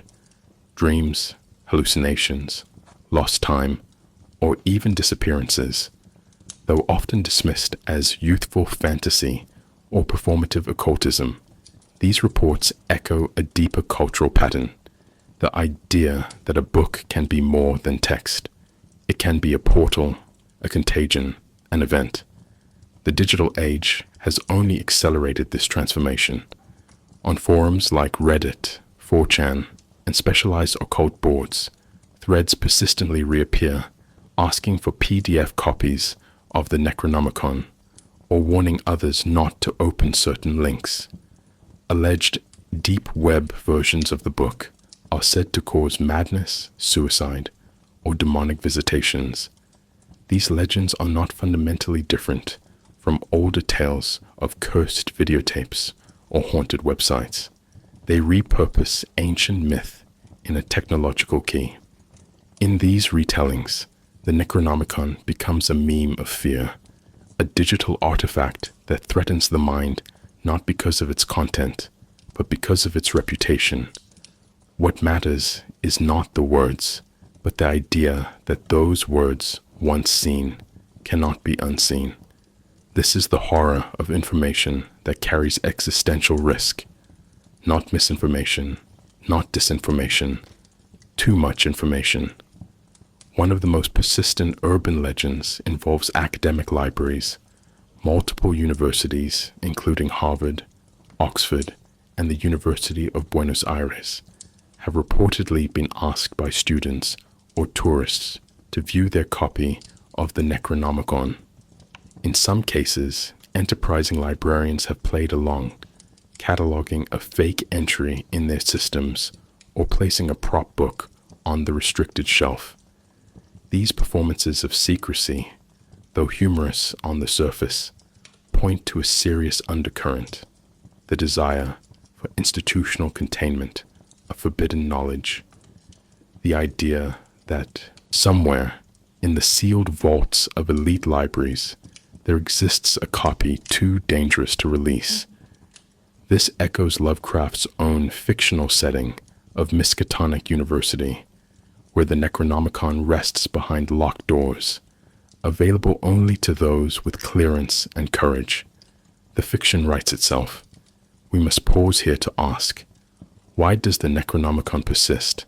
Why does it continue to appear in new rumors, new hoaxes, new sightings? The answer is not in the text, because the text does not exist. The answer lies in its function. The Necronomicon acts as a metaphor for the human hunger for transgressive knowledge. It embodies the psychological tension between curiosity and fear, between enlightenment and annihilation. It is the idea of a truth too large for language, too powerful for containment, and too destabilizing for the structures of everyday life. In this sense, it mirrors the archetypes of myth, the tree of knowledge, Pandora's box, the book of Thoth. These are not just stories. They are warnings about the cost of unfiltered revelation. And yet, the legends surrounding the Necronomicon rarely end in outright denial. They tend to conclude with ambiguity, with a trail that vanishes, a librarian who won't comment, a copy that might exist in private hands. This is no accident. Urban legends thrive on incompletion. They must remain open-ended in order to function. Closure kills mystery, but an unresolved whisper that echoes, that lingers, that metastasizes, the Necronomicon endures not despite its fictional status, but because of it. Its unreality makes it adaptable. Its absence makes it present. Its denial only confirms its power. The Necronomicon has long since escaped the literary architecture Lovecraft built for it, reanimating in visual and interactive media with a frequency that belies its fictional origin.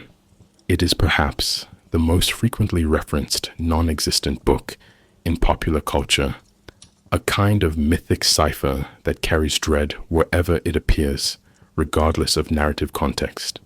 From film to video games to music, the Necronomicon operates as a symbolic prop, a metatextual invocation, and a vessel for cosmic horror in miniature. Unlike many literary creations that remain confined to their genre, the Necronomicon has become a free-floating signifier, deployable in comedy, action, horror, or even satire.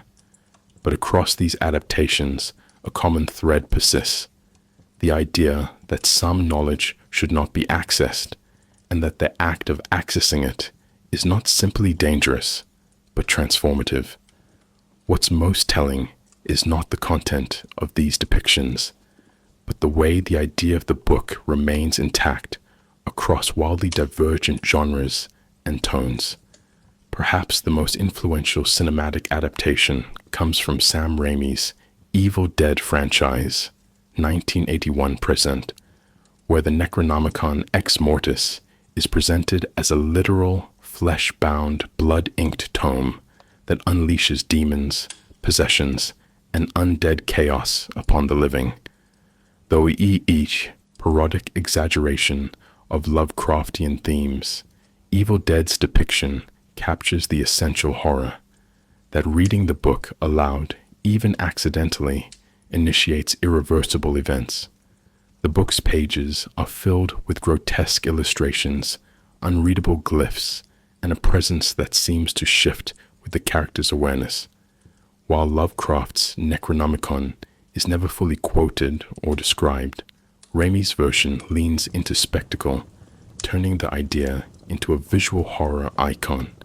And yet, even amid the gore and slapstick, the core premise remains faithful. The Necronomicon is not a book to be understood. It is a book to be survived. In the world of tabletop and video games, the Necronomicon has become a genre in itself. In Call of Cthulhu, the role-playing game, first published in 1981, players can find, read, and attempt to interpret the Necronomicon. with game mechanics tracking sanity loss as a direct consequence. The rules are explicit. The more a character learns, the more they unravel. This gamification of forbidden knowledge elegantly captures Lovecraft's central philosophical concern. Knowledge is not linear, but exponential, and each revelation comes at a psychological cost. In digital games such as Eternal Darkness, Bloodborne, and The Secret World, the Necronomicon, or books very much like it, appears as an in-world artifact, its presence signaled by gibbering whispers, memory loss, and impossible architectures. The book's inclusion is never decorative. It functions as a mechanic of dread escalation, a gameplay element that destabilizes player expectations and narrative coherence. Music, too, has not escaped the pull of the Necronomicon. In metal and dark ambient subcultures, the book is referenced as a lyrical theme, an aesthetic, even a compositional method. Bands like Morbid Angel, Electric Wizard, and Behemoth have drawn explicitly from Lovecraft's mythos, invoking the Necronomicon as both symbol and source. In the Ancient Ones, Morbid Angel declares, "By the spell book of the mad Arab, I awaken the blood of the old." Here, the book functions not merely as a lyrical flourish, but as a totem of transgression, a sign that the artist has crossed into forbidden territory. Similarly, ambient artists like Lustmord and Atrium Carcery craft soundscapes intended to mimic the act of reading the book itself, unsettling, nonlinear, saturated with drone, distortion, and dissonance. These sonic representations mirror the Necronomicon's textual ambiguity. There is no melody, no lyricism, only resonance, as though the music were emanating from the book's pages. What unites these adaptations is not consistency of portrayal, but consistency of function. The Necronomicon always marks a threshold event, a crossing from normality into madness, from comprehension into collapse. It appears at turning points in narrative, gameplay, or mood. It is not a background element, but a trigger. It transforms space. A cabin becomes a portal, a dream becomes a map, a mind becomes a vessel, and crucially, it transforms the audience, whether through laughter, Army of Darkness, tension, The Thing, or immersion, Bloodborne. The presence of the Necronomicon cues a shift in expectation. One is no longer engaging with familiar tropes. One is now participating in a story where knowledge is punishment. We must also acknowledge that the Necronomicon's adaptability across media stems in part from its unwritten nature. Because Lovecraft never described its contents in detail, creators are free to invent their own interpretations while still invoking the mythic resonance. This openness is not a limitation. It is the source of its durability. Like the concept of the Ark of the Covenant or the Holy Grail, the Necronomicon functions as an empty signifier, an object that accrues meaning through context, use, and audience projection. Its lack of specificity allows it to fit into every genre, every format, every cultural moment. Consider carefully. The Necronomicon persists in media not because of what it is, but because of what it means. It is the symbol of curiosity punished, of limits transgressed, of the fragile membrane between knowing and unknowing. It is, in a sense, an anti-narrative device. Where most plot devices resolve, the Necronomicon destabilizes. It does not close stories. It opens them into abyss. And that abyss, whether rendered in pixels, ink, film grain, or sound, continues to pull creators and audiences alike towards the same conclusion, that there are ideas which, once entertained, refuse to leave. While the Necronomicon began as a fictional invention, an atmospheric detail crafted by H.P. Lovecraft to give texture to his cosmology of cosmic indifference, it has since been claimed, adapted, and ritualized by groups far outside the literary sphere. From occult practitioners and chaos magicians to postmodern theorists and internet subcultures, the book has become a real object of engagement, not in the bibliographic sense, but in the psycho-symbolic, performative, and cultural sense. Its meaning has expanded beyond the printed page. What once was Lovecraft's private joke, an imaginary grimoire no more real than the monsters it described, has been turned into a functional myth, not believed necessarily, but used. Consider carefully. Belief is no longer the currency of power in these circles. What matters now is enactment, repetition, invocation. The Necronomicon, once fictional, is now operational.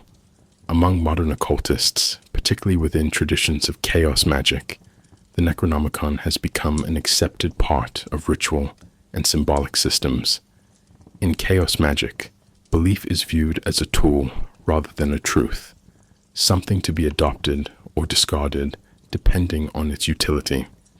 In this context, the fictional status of the Necronomicon is not a hindrance, but a feature.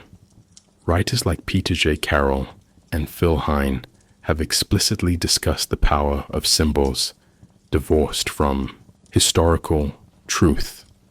Chaos magicians invoke entities such as Nyarlathotep or Yog-Sothoth in ritual not because they are real, but because they activate something in the mind, something at once imaginal and ontological.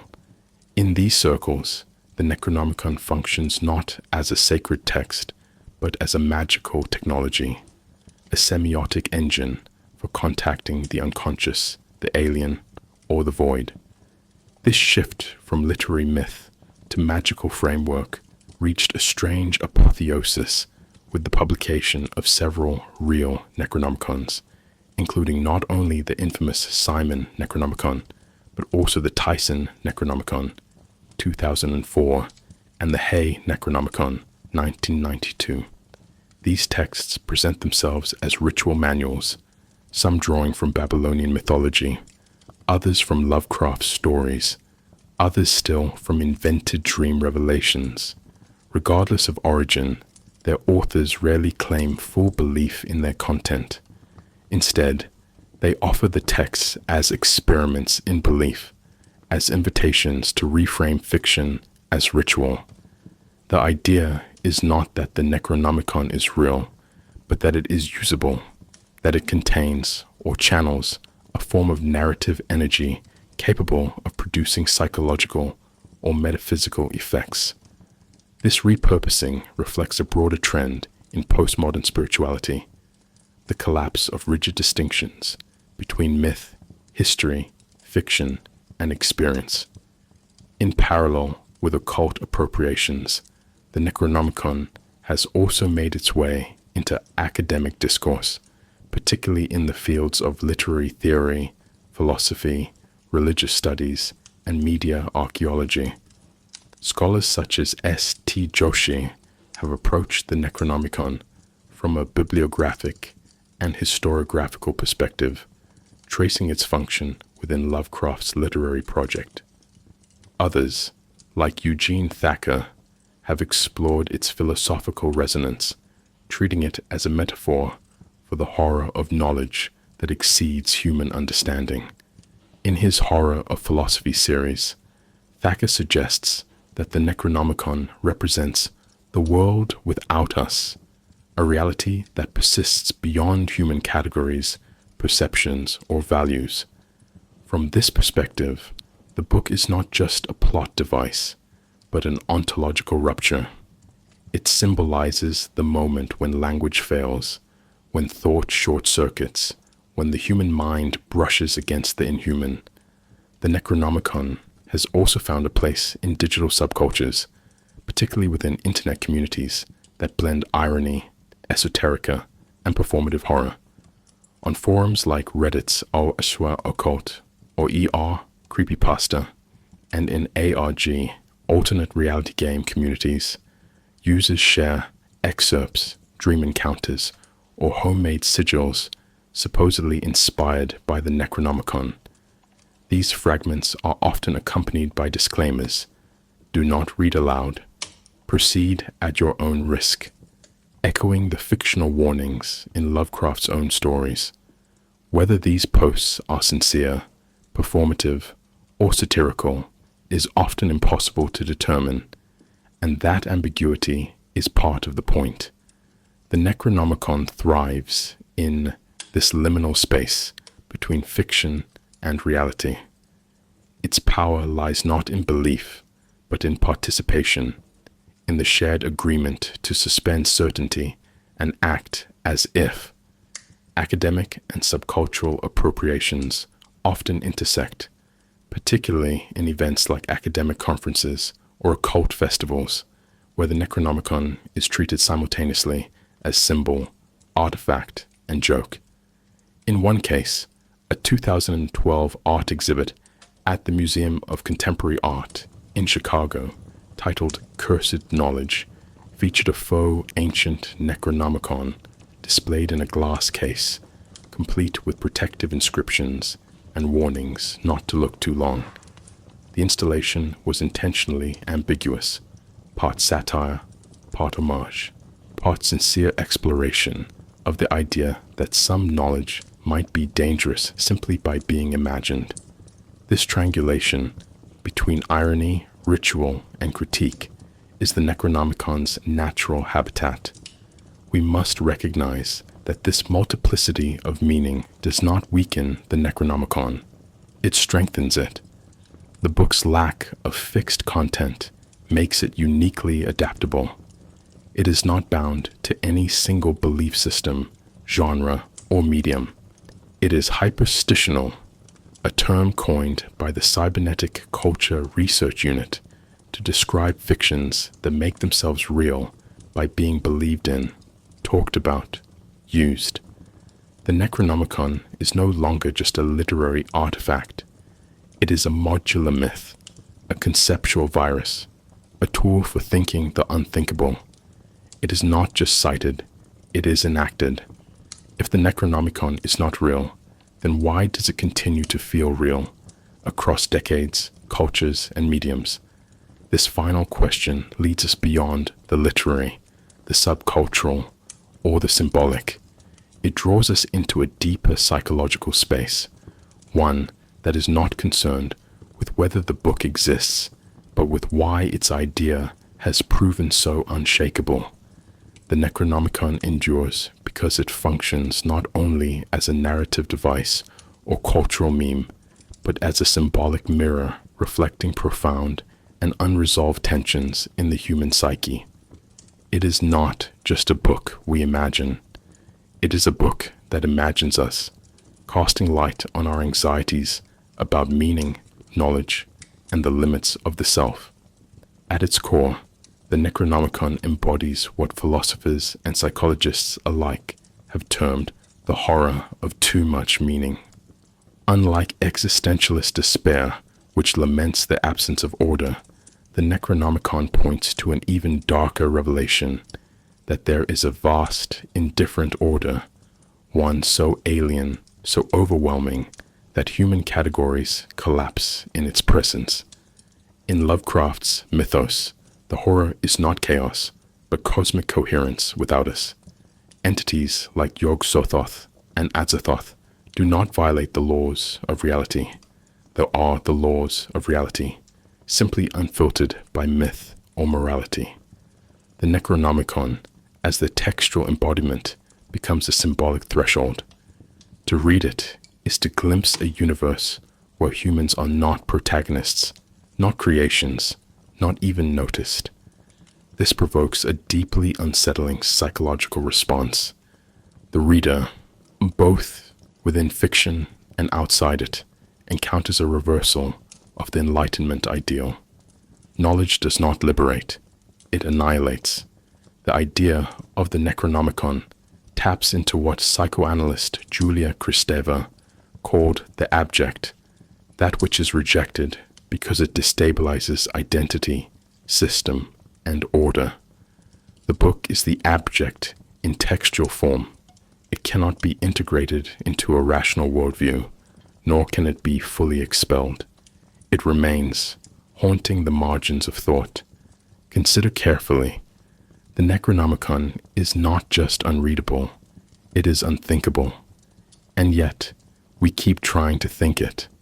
This recursive impulse, this return to the forbidden, speaks to an inner compulsion not simply to know, but to confront what cannot be known. There is also a distinctly modern resonance in the Necronomicon's implication that language itself can betray us.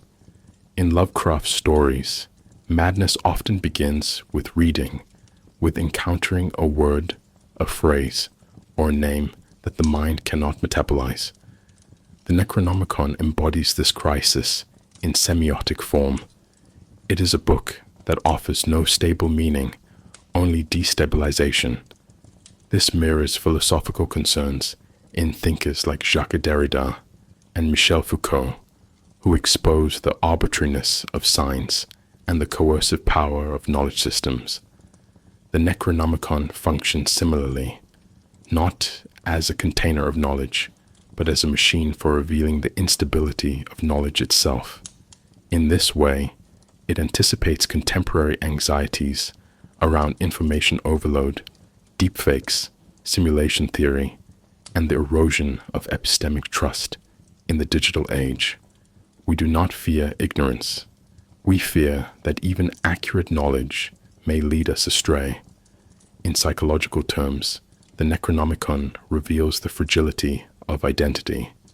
The act of reading, normally seen as an intimate exchange between text and self, becomes in these stories a site of possession, fragmentation, and eventual collapse.